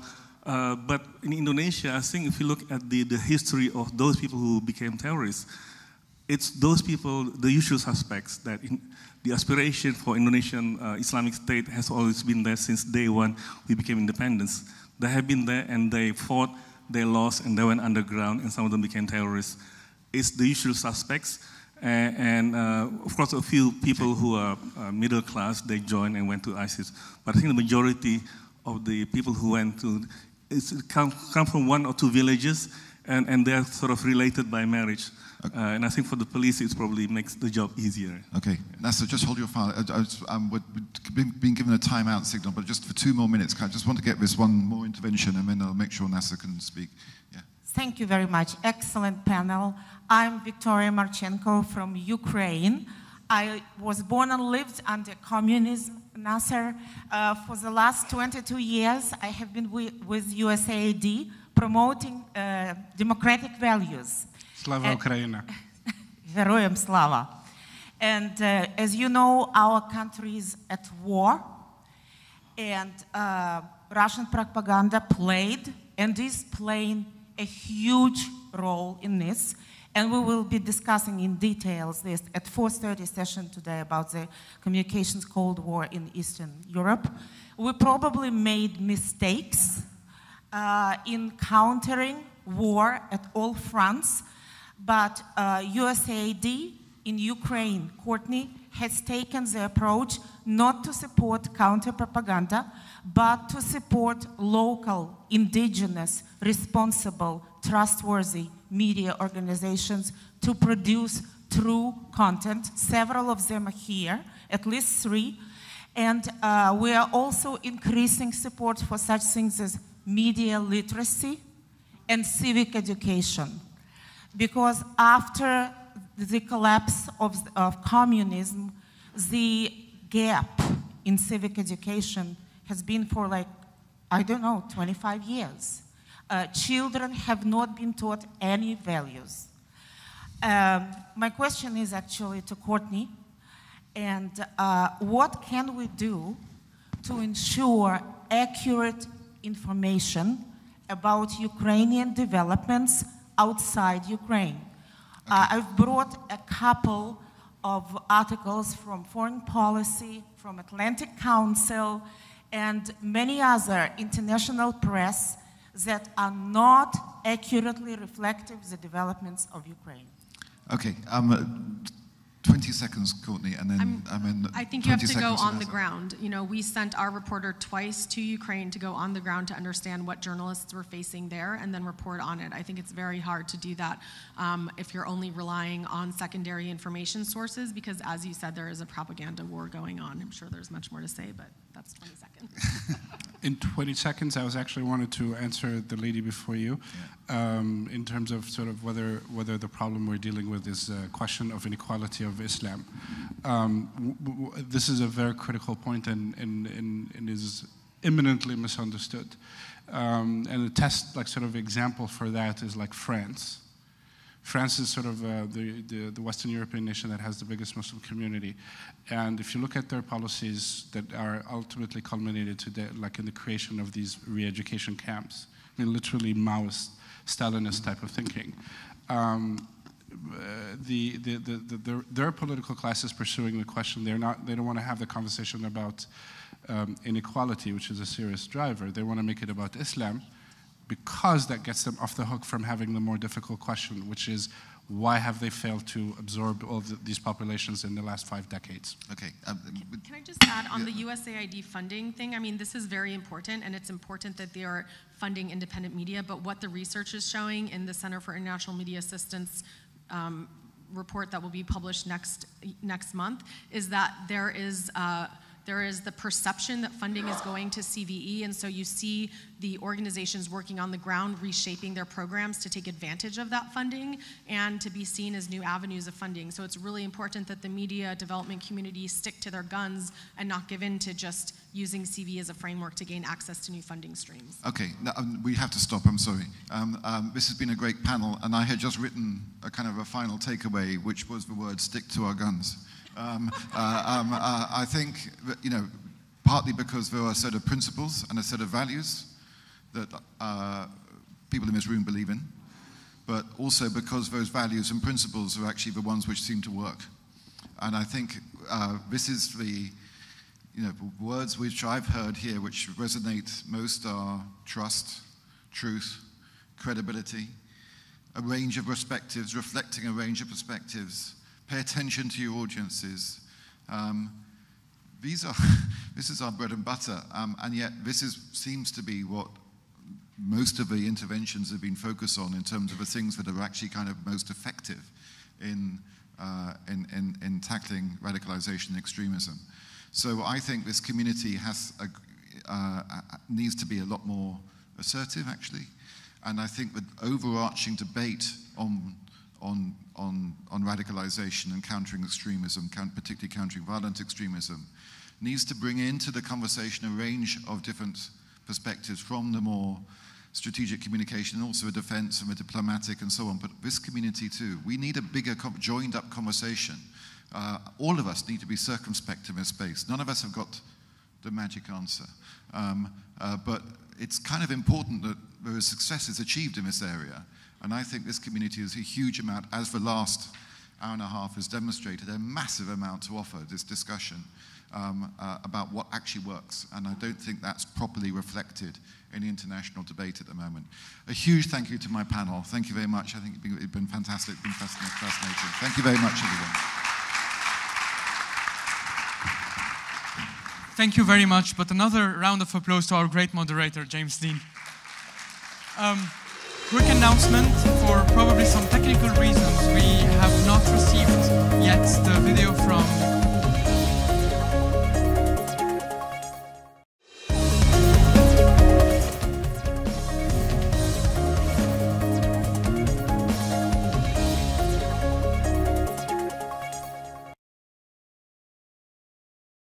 of journalism that we work in.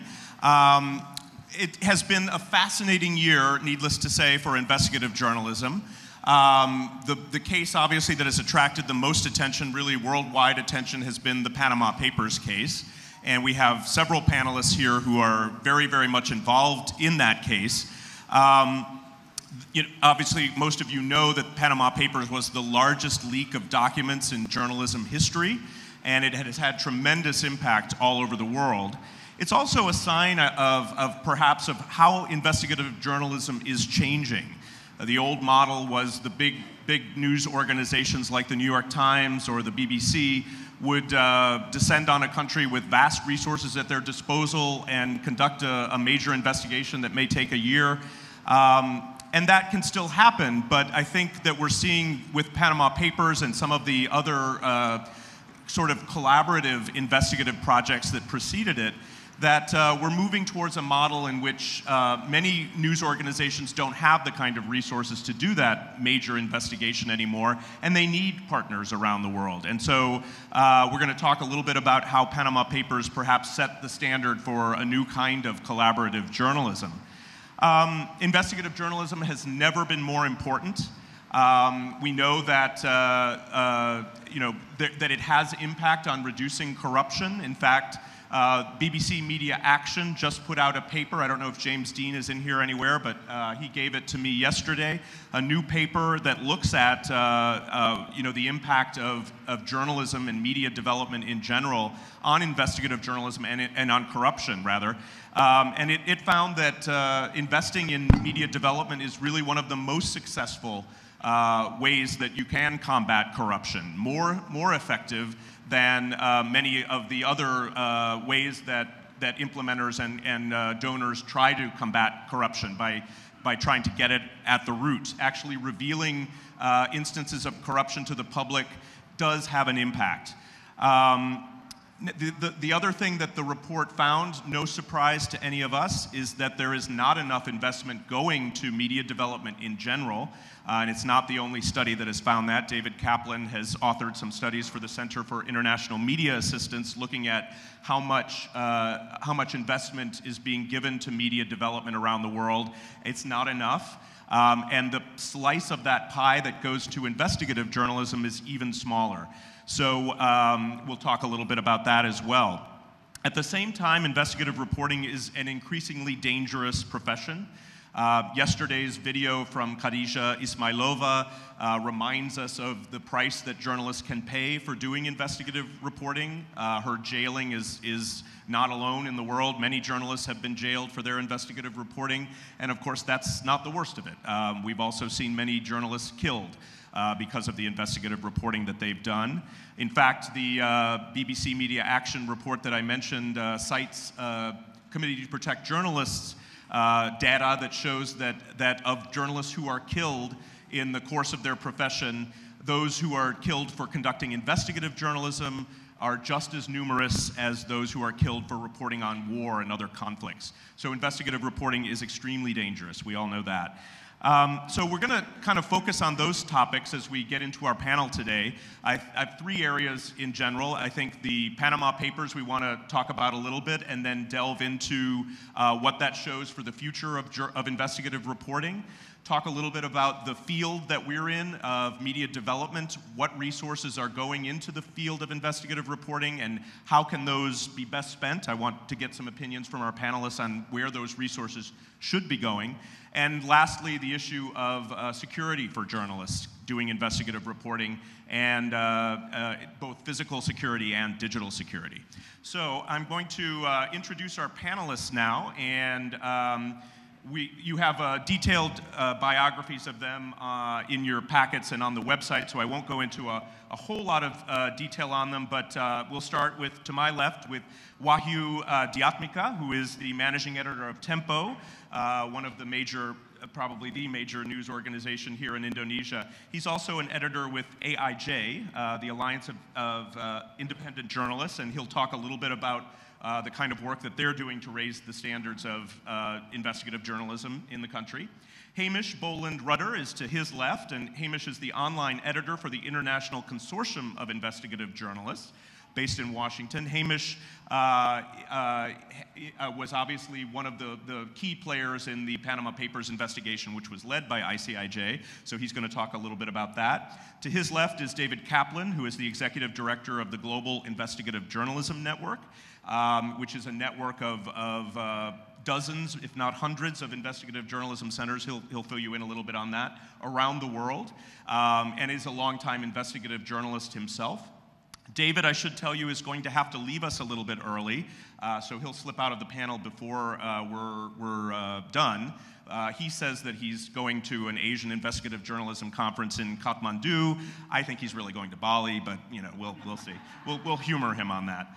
And to his left is Miranda Petrucic, who is the regional editor of the Organized Crime and Corruption Reporting Project. She's based in Sarajevo, where OCCRP is headquartered, and she is an amazing investigative journalist. I will add one detail about her. I'm very honored that my organization, the International Center for Journalists, is giving our annual Knight International Journalism Award to Miranda this year. We'll give that to her at a major gala in Washington. So we're thrilled to have all of you here on the, yes, please, a round of applause for Miranda. And it's just one of many awards that she has won for her intrepid investigative reporting. So we're going to start with the big story of the year in investigative journalism, the Panama Papers. I think all of you probably are very familiar with the details of that case. The documents leaked by an anonymous source from Mossack Fonseca in Panama to Süddeutsche Zeitung newspaper in Germany. The journalists at that newspaper shared those documents with ICIJ in order to get them out to a global network of journalists who could investigate the offshore holdings that were the center of the Panama Papers. So let's start with Hamish, because he is representing ICIJ. Can you tell us a little bit about how you assembled this consortium of investigative journalists? How what were the requirements to become part of this consortium, and how do you maintain ethical standards of investigative journalism when you have 400 some journalists working around the world on the same story? Thanks, Patrick. It's a great question. Thank you as well for having me here today. I feel like I'm in such esteemed company. 3 ICIJ members on the stage, and I'm not one of them, ironically. The Panama Papers was our biggest investigation to date, and beyond the stories themselves, the content, the files, the logistics, is really this amazing story about 400 journalists who got together to work on a single story, and to steal a line from my boss, who put it in a very dramatic way in a recent TED Talk, to make the biggest kind of noise, we first needed the biggest kind of silence. Which, despite the over-dramatization, I think is a really nice way of kind of establishing what we see as a network of trust between reporters. These 400 reporters that we're working with are predominantly lower-level reporters. We're not talking about the top editors of newspapers or anything like that. We're talking about people who genuinely care about stories and who want to do the best possible stories they can do. In this particular case, everyone in that team acknowledged the importance of not only producing top quality content for the sake of everyone else, but also the importance of working together, working towards a common publication date as a way to increase not just the strength of the stories, but also the global impact of the stories. And it's great that we're here talking about collaborative journalism, because at ICIJ, we really believe that collaboration makes for a better story in so many ways. First of all, there's the pooling of resources. So who better to tell me about Indonesia, to go and find Indonesian stories, than this man on my right here, who is here and knows the system. It's much better than someone like me, a numpty from Australia, flying over from Washington, D.C. I don't know the first thing about Indonesia. So for us, once we see where the stories are, we seek local knowledge in that country. We seek diversity of skills. We're always looking to, within our team, who can bring different skills to the table, whether it's data journalism, programming, just a great interviewer with excellent sources. And then, by aiming for a common publication date, we create a worldwide story that helps readers understand how this issue affects the entire world. It also helps us increase the impact of the story, because when you're front page news in 80 countries on the same day, it's impossible to ignore, particularly for the decision makers out there, the politicians, the authorities, the investigators. So by all working together towards a common goal, we were able to come out with what I hope, touch wood, remains one of the biggest stories of the year, and really keep that conversation going about the important issue of financial secrecy. Can you tell a little bit about how you ensured the standards would be maintained by all those members? Was, for instance, what did the members have to agree to before they could become part of the consortium? How did you make sure? Were there any examples of someone who had to be kicked out because they weren't meeting the level that you needed? How did you make sure that the quality of the journalism was good enough to have ICIJ's name on it? There's this great thing called peer pressure.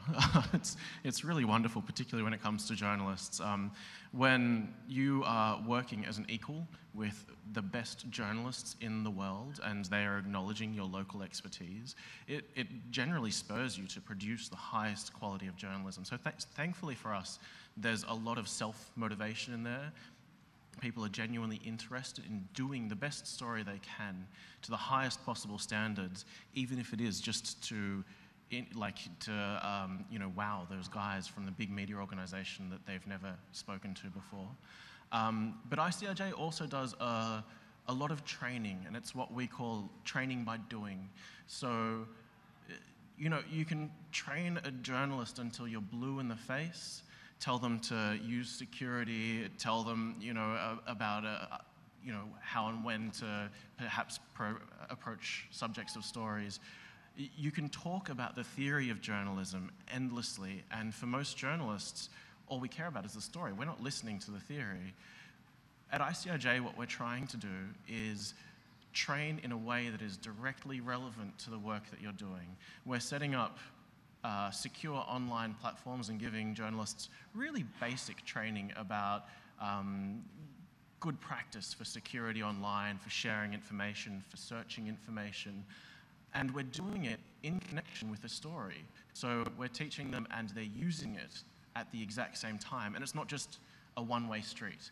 They're also teaching us things. They're helping us make our tools better by giving us feedback. And they're all teaching each other as well. So by promoting as much collaboration as possible, as many lines of communication as possible openly within the group, everyone picks up that little bit from each other. Everyone is spurred on by the quality of each other's reporting, and you end up with these genuinely incredible stories that if these journalists were working on their own, they wouldn't have been quite that good. Wahyu, why don't you tell us a little bit about your experience working on the Panama Papers project with Tempo, which was one of the official partners. What kinds of stuff did you churn up here in Indonesia? And what is the atmosphere for investigative reporting in Indonesia? Is this something that is commonly done, or what are the challenges here? Sure, thanks, Patrick. So Tempo was contacted back in August 2015 by ICIJ. We then organized a Skype conversation with the other partners in the region. There were PCIJ from the Philippines and Malaysia Kini from Kuala Lumpur, and there's one website from Thailand. So from the beginning, there was this sense of collaboration. We were convinced that this is a joint work, a joint project, and touching a bit upon your previous question to James about how do we maintain the standard, I think partly it's also because we, share everything with each other. For instance, there's one time when an Italian journalist tipped me off about something on the Panama Papers that I didn't know before, and he gave me some background, facts about that particular guy, which I didn't know before. So we recheck everything, we share everything on the platform, and that also, I believe, increased the standard for all of us. And then after 1 year, throughout all of those months, we keep communicating, we keep sharing. Each time we find something, we share it on the online platform. In the end, we managed to find 2 sitting government ministers in the Panama Papers, and we trace their companies with old-fashioned on-the-ground reporting, connecting the dots between the paper companies in Seychelles in Africa with some public projects in Kalimantan. And the head of the state auditor agency was also exposed in the Panama Papers. He admit having that shell companies, he said, to help his children business abroad. And he's now under investigation by the state auditor agency, and we're still waiting for the result. So I guess, but I think to reach that point when we become part of this big collaborative project, it's not an easy journey. Tempo was also involved in the previous project, the Swiss League, the HSBC investigative project, and the result was not as impactful as this one. I believe it's partly because it's a learning process. It's not easy to convince the whole newsroom about the benefit of having this kind of collaborative platform. And secondly, I guess it's also partly because of the scale. Panama Papers is huge compared to the previous one, and it's easier to convince your colleague in the newsroom if it's a big story. Lastly, I guess for the investigative reporting in general in Indonesia, it still needs a lot of support and breakthrough ideas and innovative ideas.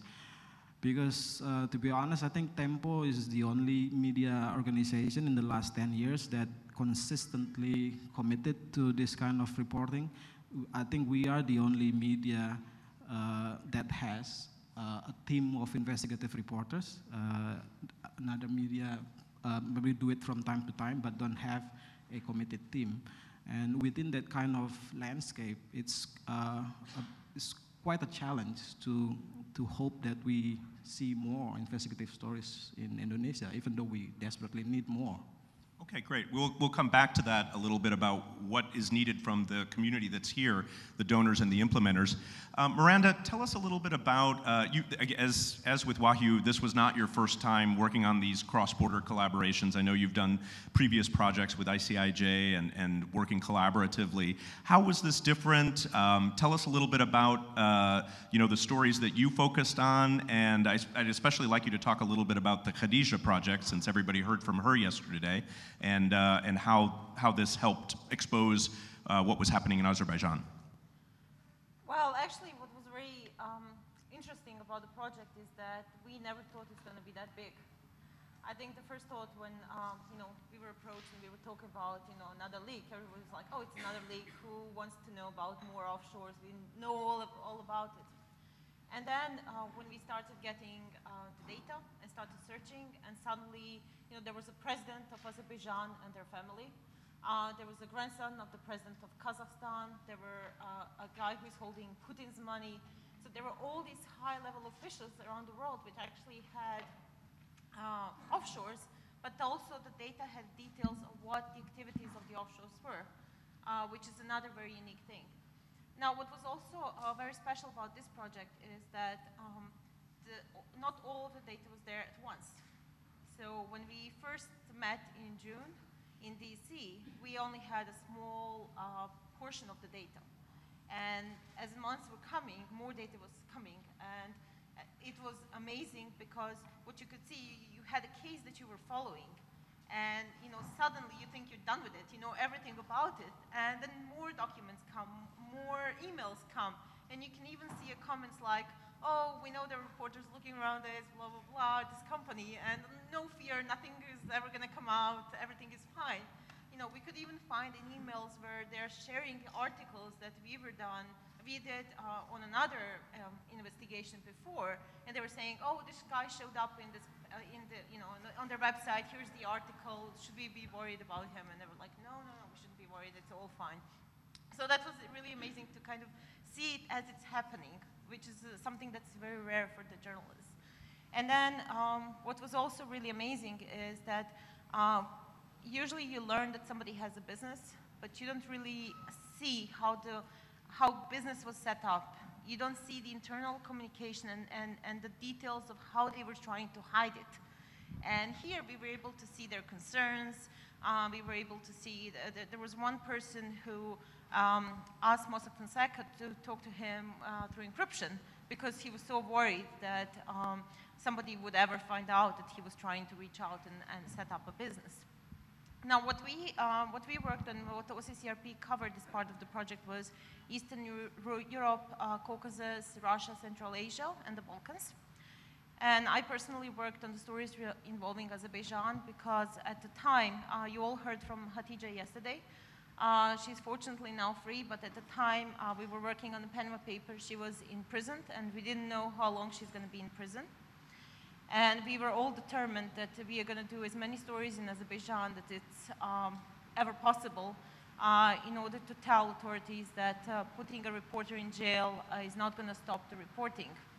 And, you know, as Hatice always says, Aliyevs are just the gift that keeps giving. And that's the first family of Azerbaijan. Yes. And indeed, you know, one of the first searches that we did were basically, you know, Aliyevs, and there it is. They have not one, but actually several offshores. And the stories we uncovered from that is that they had set up a family foundation that would allow them to pass corrupt money through generations. So it wasn't just meant for the first family, but also from the children and their children. We also uncovered how they had a massive stake, over 50% stake in the gold business in Azerbaijan, which fortunately, you know, we all say that sometimes in even the worst countries, there are no effects, that your investigation don't lead to results. But in this case, fortunately, after we published the story, the foreign companies couldn't buy gold from the family because it was a corrupt gold. So while they will not suffer consequences in their country, no investigation will probably ever be brought, internationally, they did suffer huge consequences, and they're actually forced to sell the business. Another story we did was uncovering properties in London. The Panama Papers showed that the first family just set up a company that was supposed to buy a property which would be, unfortunately we didn't know what the exact value would be because the papers only said it would be over £1 million. But that, again, gave us insight into something that was happening because the company was actually set up in 2015. And we also were able to learn about all the facilitators of their business and the law firms in London that are helping them out. And of course, that led to more leads in our reporting. As for Hatice project, it is, before she was arrested and sentenced, Hatice made appeal to the journalists worldwide to do the stories and keep reporting about Azerbaijan. And OCCRP has set up a Hatice project and has gathered reporters around the world. And this is something that's really amazing. So much solidarity and so many reporters and organizations stepping up and coming up with the story ideas on Azerbaijan because, you know, what happens in these countries is not many people know about them. So when I first heard Azerbaijan, what is it? I didn't know anything about it, and suddenly you're supposed to report in it. So it was really amazing, first to have so many international reporters doing stories, but then also so many brave reporters from Azerbaijan who unfortunately cannot be named because their members might be arrested, they themselves might be taken to prison. So they're not named, but there were so many extremely brave reporters from Azerbaijan who have worked really, really hard on publishing stories for Hatice. Great. Thank you. And now that Khadija is back, we hope we'll soon see her working with you on cross-border collaborations again. Well, what was really amazing is as she was released from prison and she was walking to her home, we got her number, and actually I called her, and our editor Drew Sullivan was there, and Paul Redu. And we didn't realize it at the time, but they were doing Facebook Live. And I watched it. Our call was broadcast, and Hatice was so amazing. She was like, "Oh, I know all about the awards. It's amazing. You know, tell me about these Panama Papers. I want to see them and start working." So she was really, really excited right after she, left the prison to keep reporting. Yeah, Dave, I want to turn to you. You have kind of a global perspective on all this. So tell us a little bit about, what I posited at the beginning, that this could be sort of a sign of how investigative journalism is changing to a more collaborative model as opposed to just the big guys doing their investigations. Is that valid? How do you see the Panama Papers as sort of a harbinger of what's happening to the field of investigative journalism? Thanks. Patrick. It's great to be here. Thank you all for coming. Everybody on stage I know well, and we've been through many battles together, including you, Patrick. This is a really exciting time in investigative journalism generally and globally. I think to put what happened with the Panama Papers in perspective, you know, this doesn't just appear out of nothing, that there is a leak and there's a network that exists to distribute, to report on and distribute it. This is the result of 20 years of work, folks. This is why media development is important. This is because, you know, when the leak happens, there are networks around the world of reporters who know each other. And that's happened because of conferences, because of fellowships, because of training, because of reporting projects together, because nonprofits have spread to 100 countries to do in-depth projects or support training of people who do it. ICIJ started in 1997, and it drew heavily from the Nieman and Knight fellowship programs at Harvard and Stanford, because there was already a body of international journalists who had won awards in their home countries, understood state-of-the-art investigative reporting, and were interested in collaboration. That was the heart. This is 20 years ago. And since then, ICIJ's gone through various permutations. I ran it from 2008 to 2011. We thought we were pretty cool working in 20 countries. These guys have put it on steroids and are working in 80 countries. Several things have come together. You've got these networks, you've got nonprofits who can afford to do in-depth reporting. The commercial media has made important contributions. You've got the media development community coming in, and you've got the technology developing. Globalization is happening this whole time. 1997, people are still using fax machines.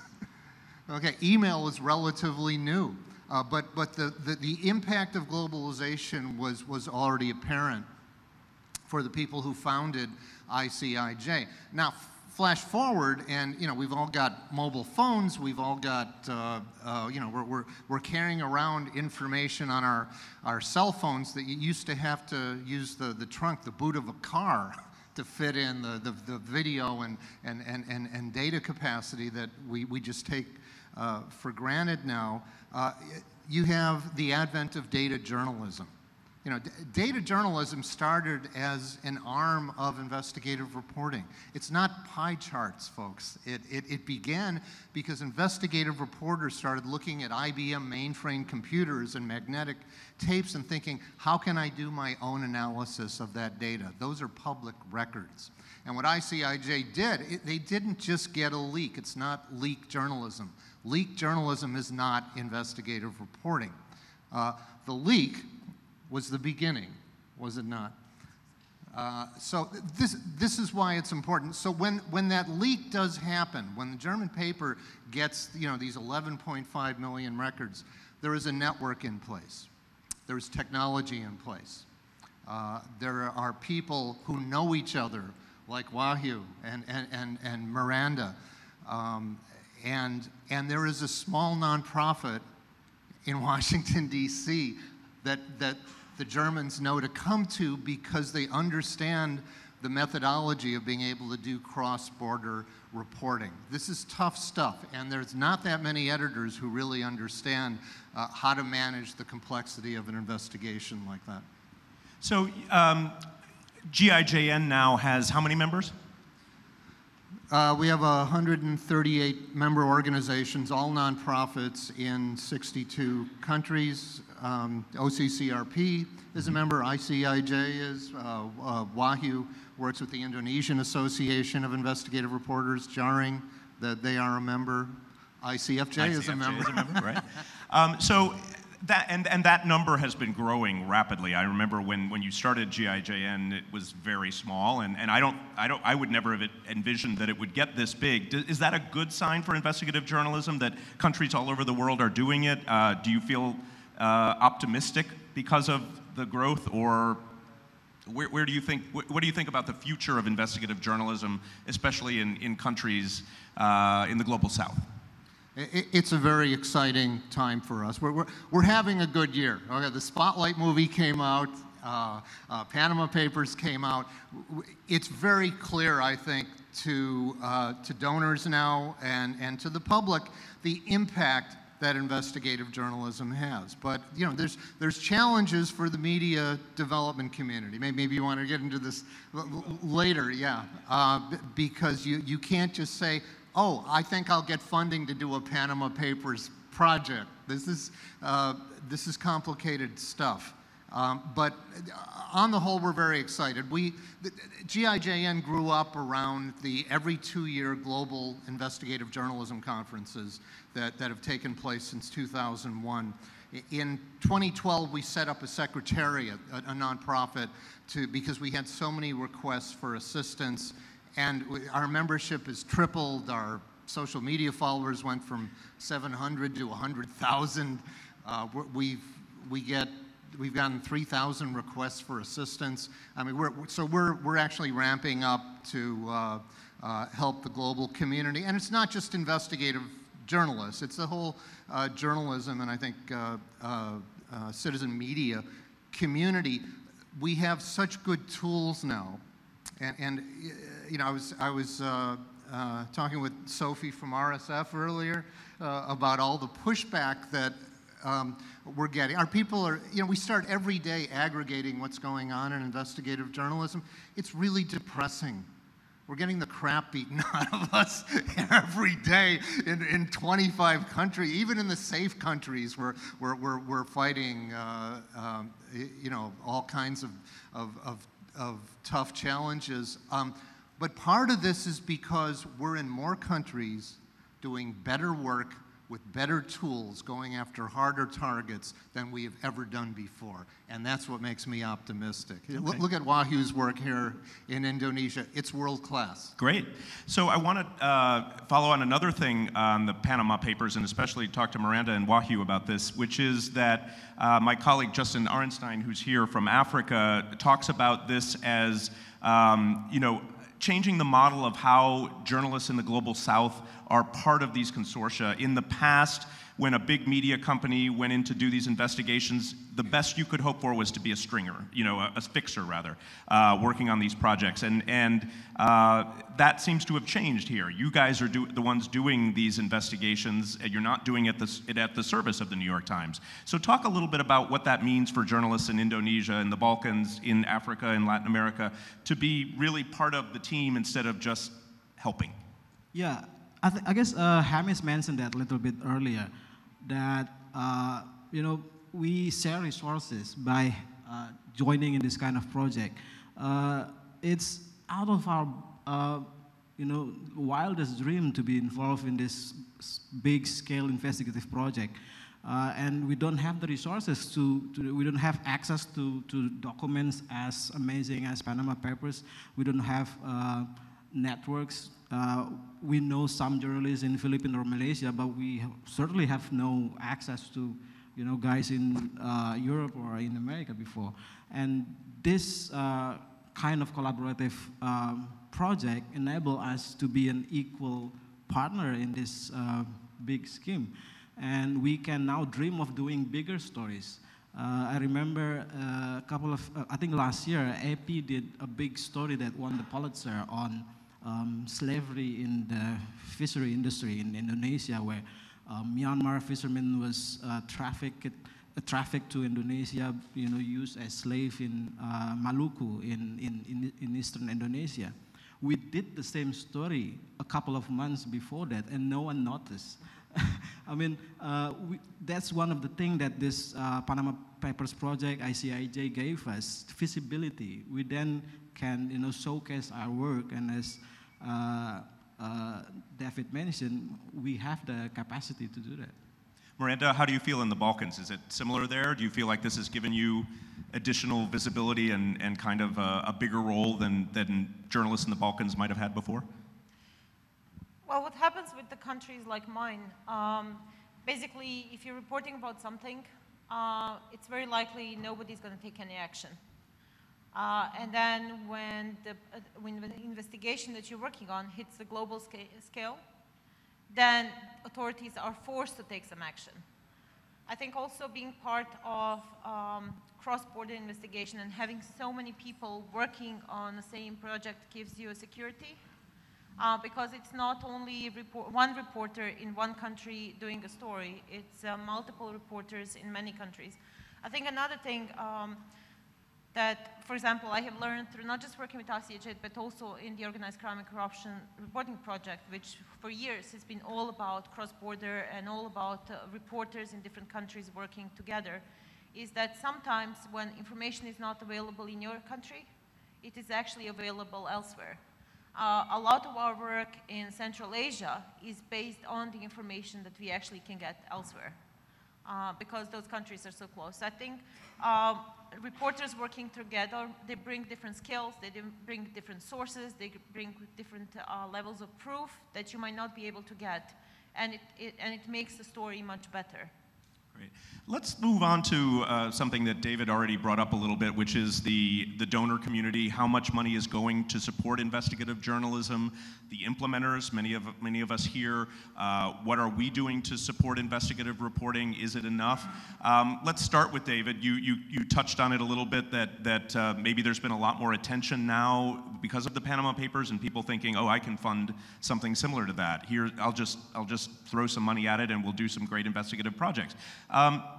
Shoot that down a little bit. What is going on? That would be a mistake. The good news is that it is getting a lot more attention, I think, both from private foundations as well as governmental donors. Investigative reporting, and let's define our terms here, okay? I'm talking about in-depth project-based reporting. Covering corruption is not necessarily investigative. Leaks are not necessarily investigative. The investigation, if you look in a dictionary, means systematic inquiry, and that means it takes a long time to do. It means using the scientific method, forming a hypothesis, testing it, gathering evidence, and that's really that's why the leaks are the start of the Panama Papers investigation, and for a lot of the other projects we do. Much of the media development community is not really set up or prepared. I mean, if you're working in a conflict zone, it's really a different kind of journalism. If you're training people to cover elections, I mean, sure, you want to use some investigative techniques, but that's not going to get you the Panama Papers or the kind of work OCCRP does. Patrick cited a report I did back in 2012. We counted up all the media development programs we could find that had an investigative journalism component, and the total came to $12 million. The total media development spending was about $500 million at the time. And and the total international development, media development's only about 2% of the overall development budget, too. And it was about 0.2 of the 2%. So it's a rounding error. It's nothing that goes to investigative journalism. Part of my job is trying to expand that slice of the media development community, and with you to expand the overall pool of donors, because we all get very little. It's a small pie. We sometimes fight over it. So I'm making two arguments. One, that there needs to be more for all of us, and two, there needs to be more for us, because this stuff is high impact. It's high risk, but Drew Sullivan and I did a story a few months ago looking at the return on investment of investigative journalism from foreign assistance, from international aid, and it's about 50,000%. When you look at how much has been seized by Western governments in fines, in back taxes, in a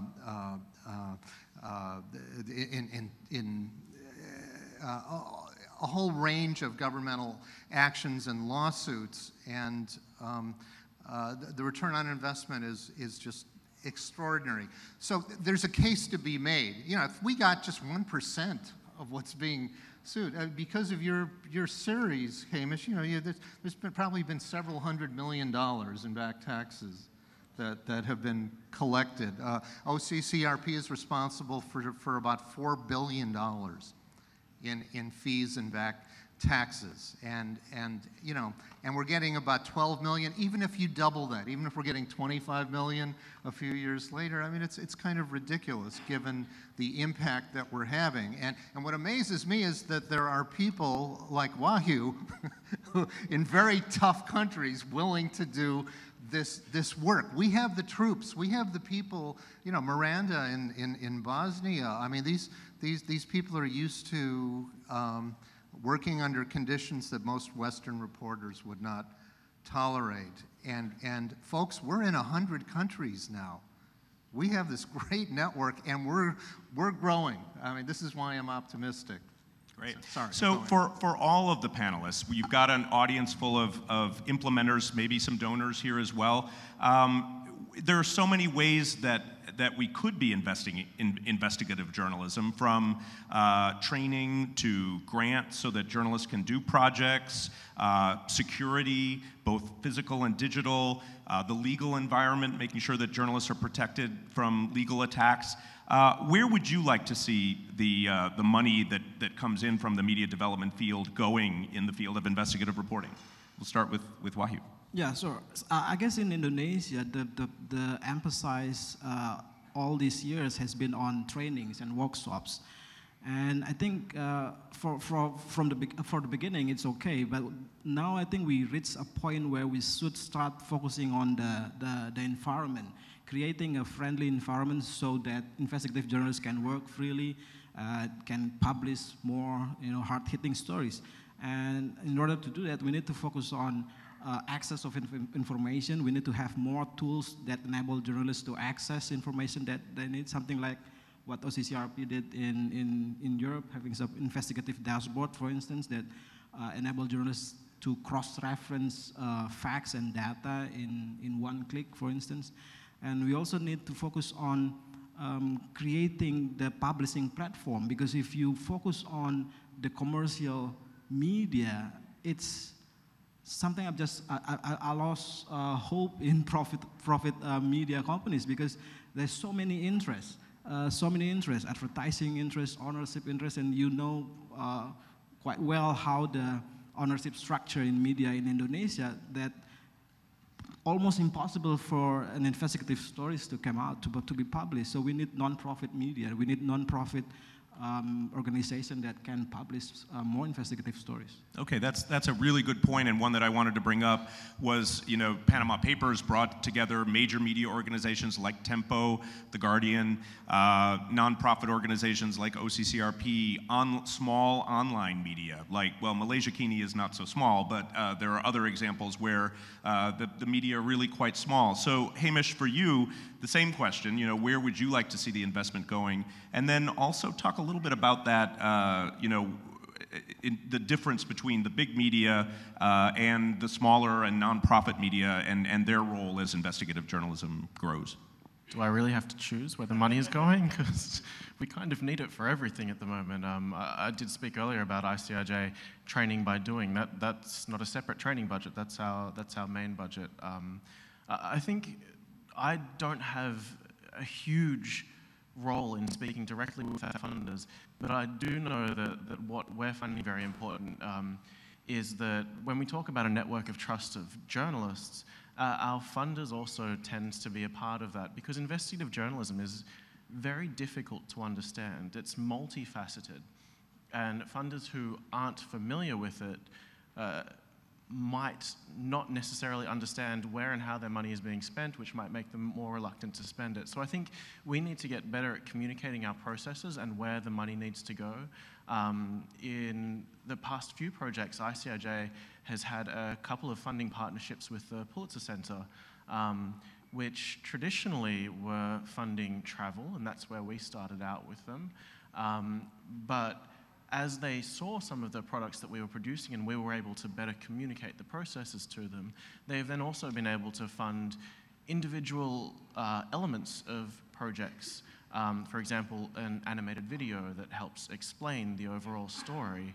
And that, for us, has been a really beneficial relationship to build upon, and a good potential model for better communicating how money is being spent and where we really need the money to come in, to produce better stories, to produce better journalism and better journalists.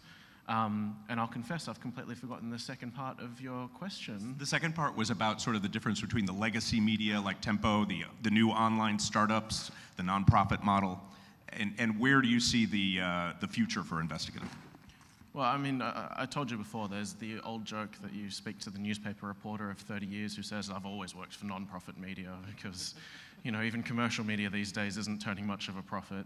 I think that there's a lot of synergy to be had between the traditional legacy media and all of these new for-profit and non-profit centers that are popping up, particularly in the digital space. I think that the traditional media has a very legitimate claim to a huge audience share. And that's really important, because without a distribution network, who's going to read our stories? I can tell you that at non-project times, traffic to ICIJ's website is not particularly high. We're not a daily news organization, and we rely on our partnership networks for distribution.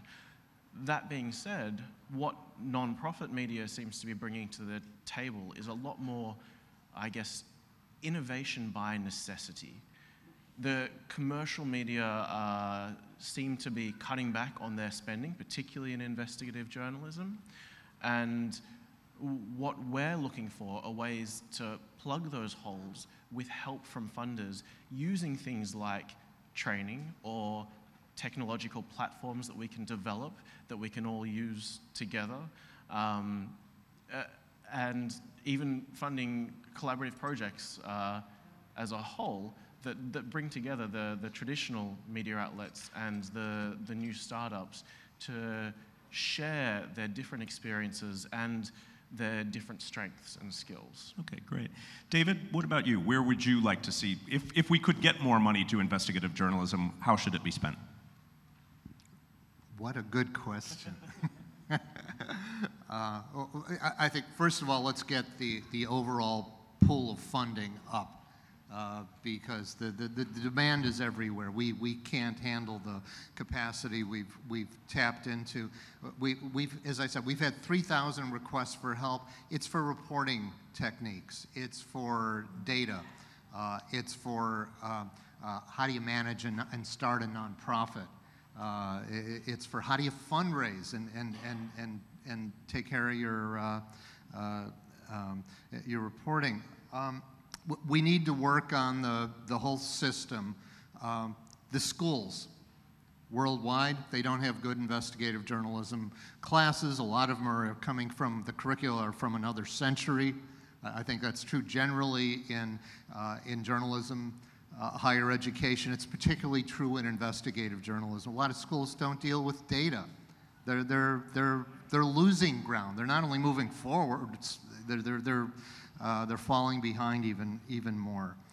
We need to strengthen the networks. As I said, ICIJ and OCCRP are built on networks that have taken decades to create, and it's a slow process. It's because of good fellowship programs. It's because of good media development programs like ICFJ has done in the field, fellowships and trainings, and then reporters coming.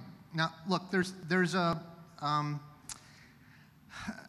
divide between professional associations, by and large, and the professional journalism community, and the media development community, which is sometimes too much more development than media. And we have to bridge that. Okay, if you come to the largest investigative journalism conferences in the world, IRE in the United States, GIJN internationally, we don't find many media development groups there. You know, we have, you know, IMS and Free Press Unlimited have been co-sponsors of ours, but we'd like to see more from the rest of the community.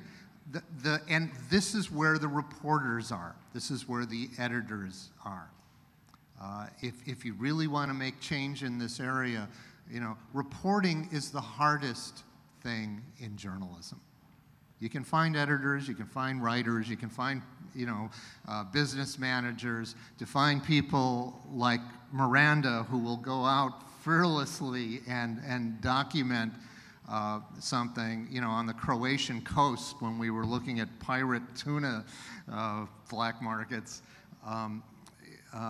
That's really special, and it takes a while to get to that point. You gotta invest in it. Finally, you know, we need the latest tips and tools. GIJN this week at our conference is going to roll out a new help desk for journalists worldwide to answer some of these requests we're getting. We couldn't get funding. We couldn't get project funding for it. And you know why? Because it's a pretty simple human curated library. It wasn't fancy enough. There wasn't a tech app for it. It's exactly what journalists in the field are telling us they need. So I'm a little, you know, we love technology. Our guys invented data journalism. We're not scared of it. We will make use of anything useful that's developed. But the stuff that really matters are reporters' skills and being able to go out there and understand how to do interviews, find documents and data, and be able to write it up in a cohesive way. You don't get that from an app. Okay. And Miranda, what would you like to see, where would you like to see the money going? So I'll share a very personal story about myself. 11 years ago, I was hired as a translator in an organization called Center for Investigative Reporting. I was never meant to be an investigative reporter, let alone editor that I am today. And what happened is I met a man called Drew Sullivan. He's here in the audience. I met Rosemary Armeo. I met Dave Kaplan. And I learned the best skills. I learned everything from them. And then when I felt that I could do more than just translate, I was given opportunity to report. And I was given time and resources and support. And today I'm winning awards. I will receive a Knight Award, which is an award for life achievement. And I'm too young to be receiving that kind of awards. I'm traveling and training reporters internationally. I'm probably the only Bosnian reporter who is actually speaking at international conferences and doing what I'm doing. And my greatest accomplishment is when I meet a reporter somewhere where I train them in a country where there's no investigative reporting, and they tell me, you have inspired me, I want to be like you. Because I think there are thousands and thousands Mirandas around, and they need great editors. They need support, time, and resources in order to do the work that I'm now able to do. So I think that's where the money should go. And it should go into conferences, into people meeting each other. And today, whenever I go to a conference, I still get inspired because I meet people who have done amazing work. And it's really, really important. Well said. Thank you. So I want to open it up now for questions. We didn't really get to my third area of journalism security, so please feel free to ask some questions regarding that. If there aren't questions, I'll go into that issue myself. But I do want to give people here in the audience a chance to ask our panelists questions as well. Since I don't see anybody rushing to the microphone, I'll go ahead and jump into journalist security. And I actually want to start with Miranda, because you have been the subject of threats many times over your investigative reporting. You know, it's a dangerous place with the organized crime that you're reporting on. Tell me about the situation. As I said at the beginning, you know, journalists are dying in high numbers over their investigative reporting. What is the situation in the Balkans? I also want you to focus a little bit on women journalists and the dangers for them. So in the Balkans, a lot of my reporting was in Montenegro. It's basically an organized crime state where reporters regularly get beaten. Some of them have been killed. And yes, I have received a death threat at one point. I also have been followed. But what's really, really important, and I don't think editors international are paying enough attention to that, is planning for security and being aware of what you need to do. You know, my organization is great about that. You know, before every trip, you know, we would have a talk about, you know, what security measures we need to take. And at some point, you know, I even was assigned a person who came there to be with me and provide the security in order to make sure nothing happens to me. I think we need to pay it and do more training and teach investigative editors how to take care of security of their staff. Sometimes I talk to reporters and I see that their editors are making the silliest decision ever that puts the reporter into a huge risk. And I think, you know, that reporter is worth nothing. So you really need to make sure that reporters stay safe and that you know how to make sure that, you know, reporters is protected, that they can leave a country if they need to leave a country for a while. If you need more people to put their name on the story, to put more names on the story to make sure that, you know, reporters stay safe. You know, I remember a long time ago, my editor, he kept saying, we don't want Indians. We don't want Indians as people who are going to jump into fire and, you know, just, you know, hang the sword and say, yeah, I'm going to die for the cause. We don't want that. We want smart reporters who are going to take care of the security. Female journalists, I think problem with being a woman in investigative journalism is very often you're basically seen as a silly little girl who cannot do nothing and people don't take you seriously. I think when they do take you seriously, what happens is, it happened to me. I have been called the Kim Kardashian of investigative journalism because apparently if they cannot say what my reporting is not true, they can say, well, I'm the stupid girl. And I think, you know, there needs to be more attention given to female journalists, and they should be given more opportunities. I think very often they're not even given the opportunity to do the work that I have been privileged to do. Okay. Well, sometimes I'm sure you can use that to your advantage too. Let them think that you're a silly little girl and then get them, right? Yeah, Wahyu, what about in Indonesia? Is the situation here perilous for investigative journalists, and is it getting worse? I think the most pressing issues for us in Indonesia is the culture of impunity. I think AJI, the Alliance of Independent Journalists, has a long record in advocating for cases where journalists has been killed and no punishment were enforced to those cases. In the last 6 years, 9 journalists has been killed in remote areas in Indonesia, and only 2 cases has been resolved. And I think that set a precedence, that set the standard for safety in Indonesia, because if we still have cases, like the most famous case is Udin case, where a journalist in Jogja was killed back in 1996, and until now the police has not done any tangible effort to bring the perpetrators to justice, and that set the standard. Now, easily, policemen or soldiers in the field, if they feel angry or they don't really approve to certain reporting, they can just come in and torture or make the journalist a victim of violence.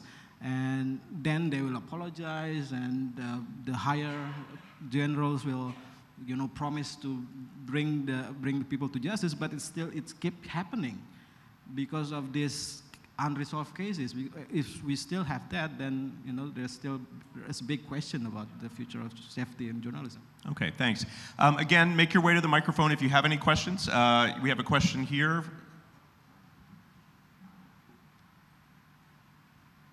And please identify yourself. Hi, my name is Benjamin. I work for Reporters Without Borders. I have 2 questions, one for the whole panel, which is how much importance do you give to the impact of the stories that you publish, stories such as the Panama Papers, and should there be more importance given to the impact, or should there be distance between the journalist after the story is revealed? And I have another question for Harish at the ICIJ.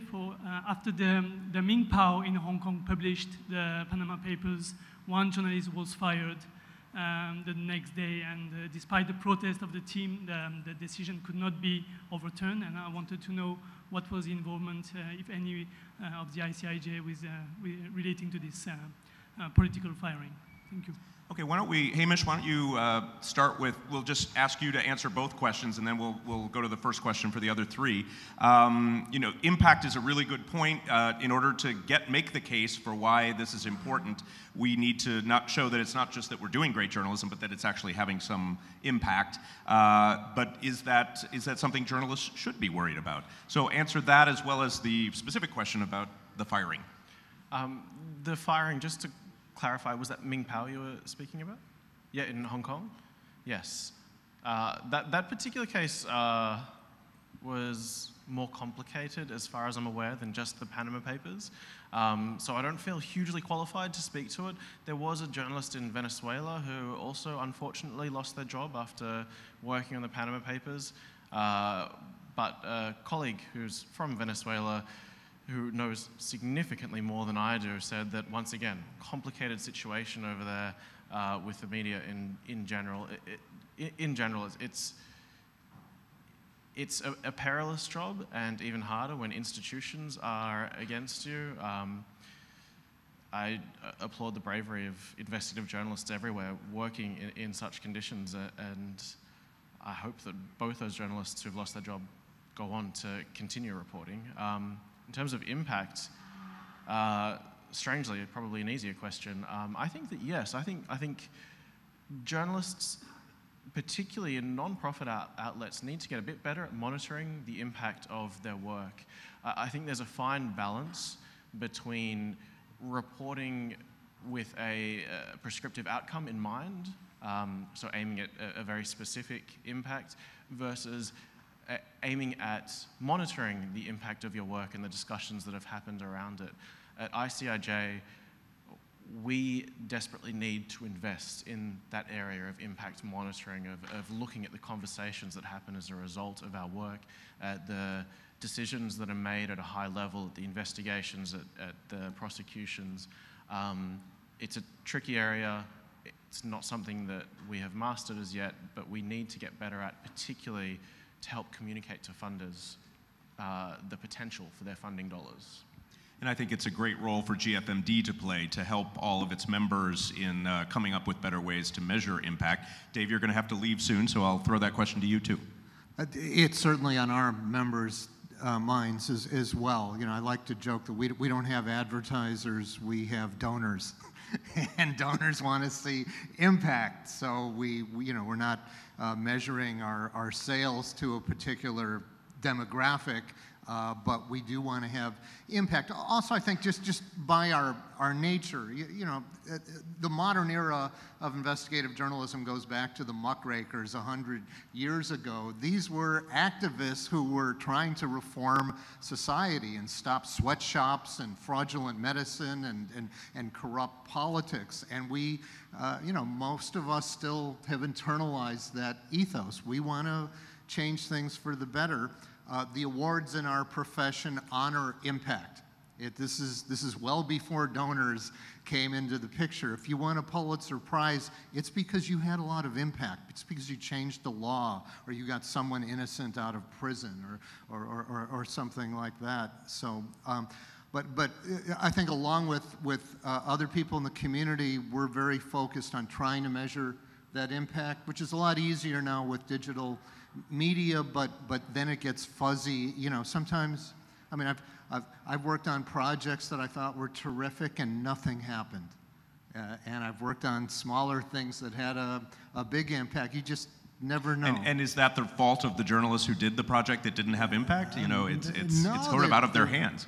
No, I mean, sometimes just, the right attorney or activist picks it up and pushes it in the right place, and the wheels of social change just happen to click in the right direction. Did you expect Panama Papers would do what it did?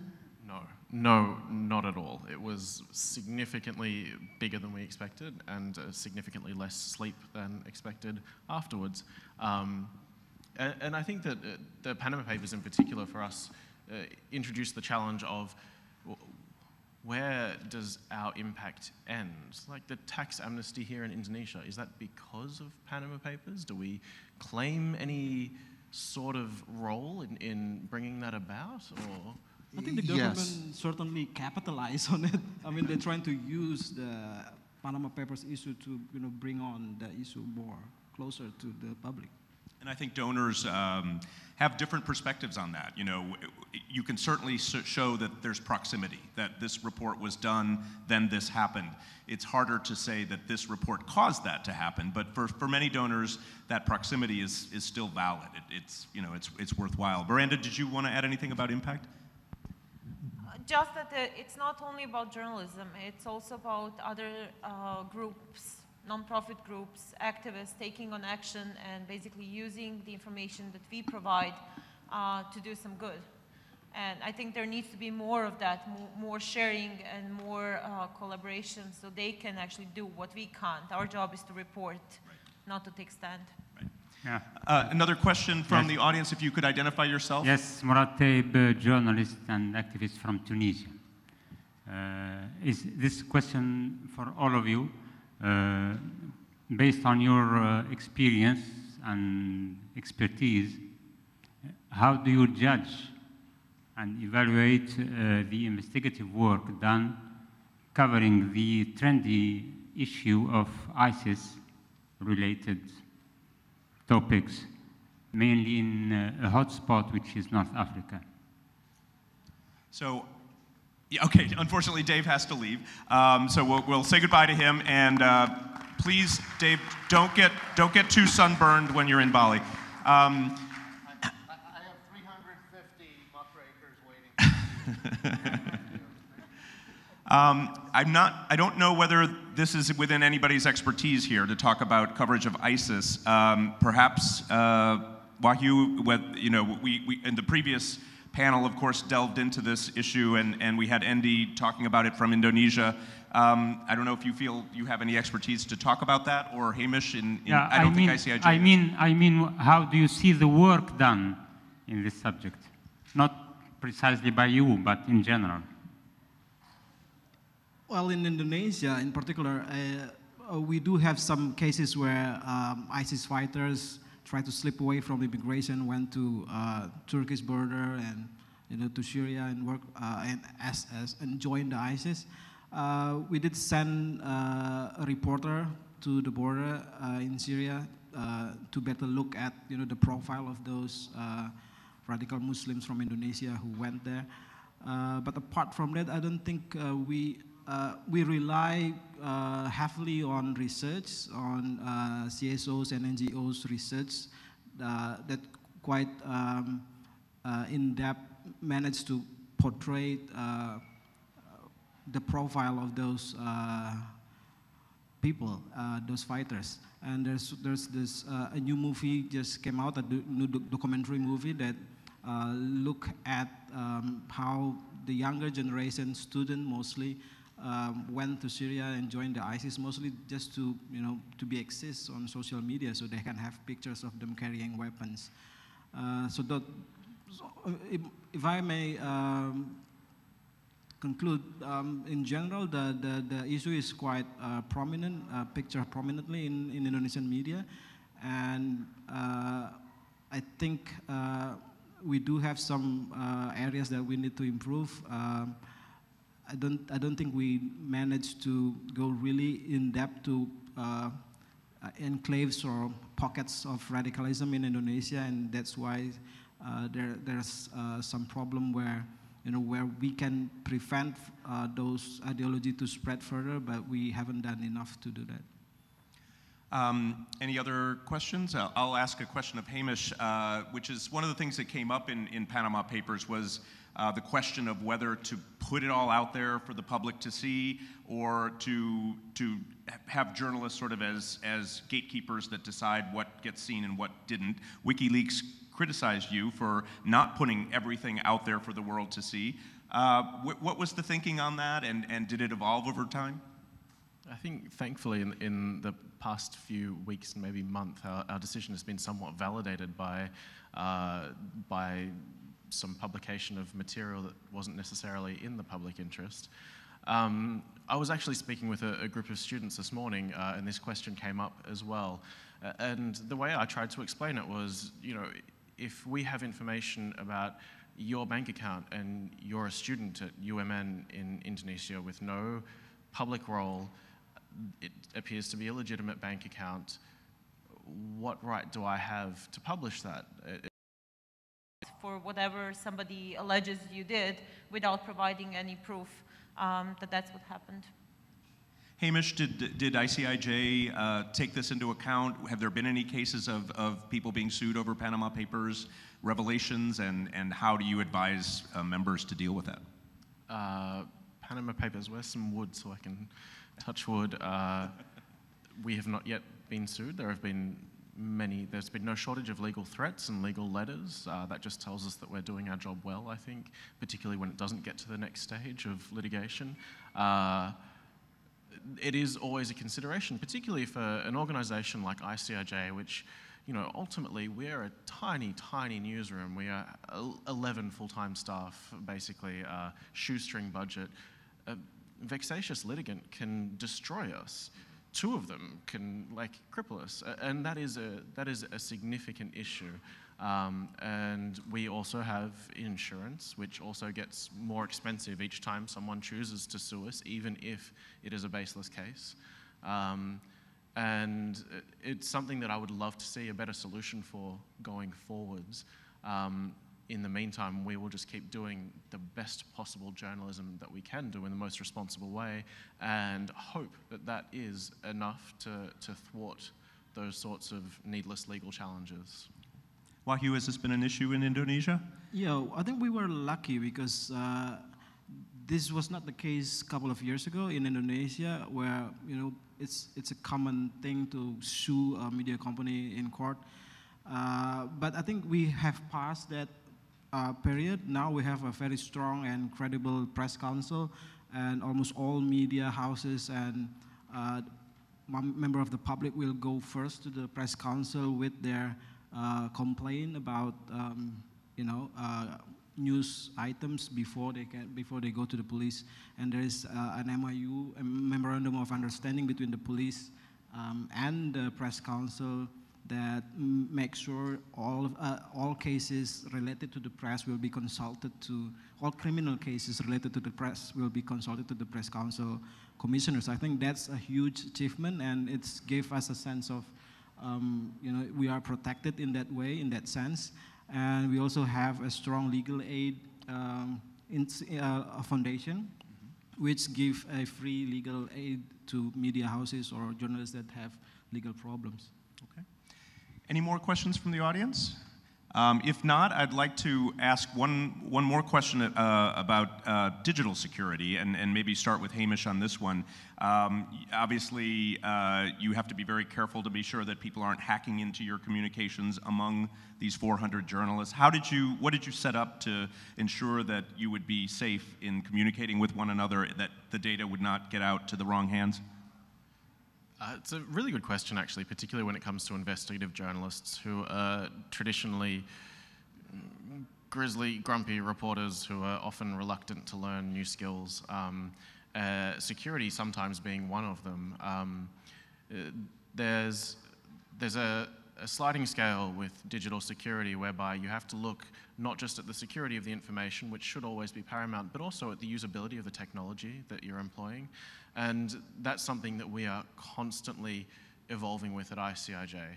We are trying to help journalists get better at security, but in a way that is rewarding for them. So the direct reward being, if you learn this little bit of digital security, you get access to our data, but also in ways that is ultimately achievable. And if you start with really fundamental things like learning to use encrypted email and learning when it's appropriate to use, two-factor authentication on your logins, so that if someone pinches your password, they still need another level of authentication to access your accounts, and basic awareness around when and how to share information in a secure method. If you start with those fundamentals and build it into an investigative workflow, we found that we're much more likely to get success rather than holding standalone training sessions just on digital security, which is all very well and good, but if you don't use it the next day, it's gone. Miranda, you had to communicate using these methods. Do you agree that reporters are reluctant to do this, and how do you get them to actually use these tools to make sure that they're safe? Reporters are very reluctant, yes, and one of the problems is, for example, we often work in countries where reporters don't speak good English. It's very hard to explain a sophisticated technology like encryption it is. Other thing is that very often you don't have people on the ground who can actually teach them, so you have to do things remotely.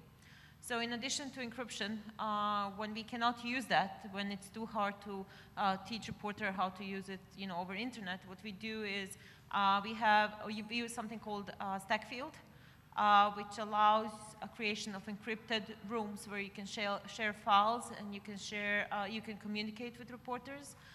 We use something that is called UTOX, which is another secure encrypted channel of communicating. On our phones, we use Signal. There are some other apps which enable you to communicate securely. In our newsroom, some of the reporters, we just don't mention their names. We have code names for people, and it's on need-to-know basis. Because it would be too risky for them if their names would come out. I think there needs to be more awareness in newsrooms on how to protect, especially reporters in field, and reporters in countries like, for example, Central Asia, where if you're not in the country, your family member will be arrested and thrown in jail on drug charges or any other charge they can come up with. To make sure they punish you for whatever you did. And I think there's not enough awareness of a digital trace that is permanent. This is not something, if you are worried about being followed, this is one occasion. If you leave a digital trace and you leave, it happened that authorities would hack into people's account and they would find out all the information about the payments to the reporters on the ground, their names, their addresses, everything they need to basically find out your source. I think another big thing we have learned through all the leaks is that the moment there is a leak published, the authorities will try to find out who the source is. And it's not just about protecting reporters themselves, it's also about protecting our sources and teaching our sources to communicate and behave securely in the internet environment. Great. And last question, Panama Papers aren't over, are they, Hamish? What more can we expect to see? It's never over. There's 11.5 million documents. Someone did the maths at one stage, and I think it was going to take one person something ridiculous like 30 years to even get close to reading them all. And that's just reading, not understanding. So yes, we are continuing to add partners. We're focusing on countries and regions where we haven't reported, where there are stories still to be told, and there are still stories to be told.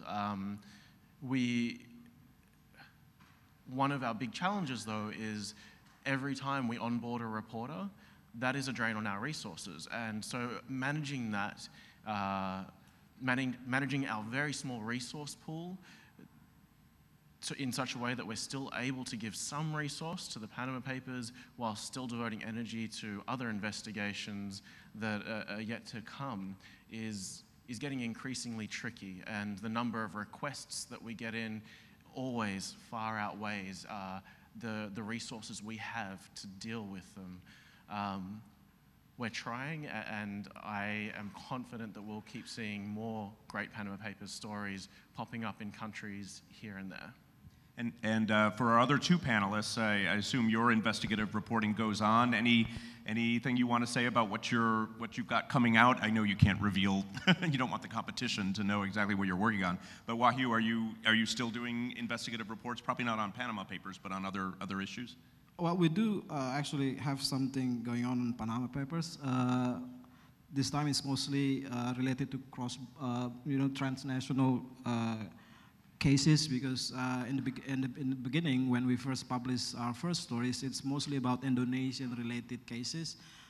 But the more we dig into the database, we realize that there are cases that involve other countries in the region, like the Malaysian palm oil companies or the Philippines timber companies that operate in Indonesia. So we're in the very beginning stage of creating a collaborative project with our partners in the region. Okay. Miranda? Oh, I have dozens of stories coming on Panama Papers. It doesn't feel it's going to be over in a year's time, because I guess we are very fortunate to work in a region where people are just, they just like to steal money and they just like to keep it offshore, and we got a wealth of documents to prove it. So more stories are coming up, and of course there are so many other stories outside the Panama Papers involving, you know, the presidents and their family members and, you know, the top officials in the countries in the region. So more work coming, more great work coming. Great. Well, I want to thank our panelists for a fantastic job. Please give them a round of applause. And I actually want to thank you not just for being great panelists, but for the work you do. You guys are real heroes. You're working in very, very difficult conditions. You're sometimes putting your lives, your media organizations at risk. And so I actually want to give you a round of applause just for your work, not just for your being great panelists.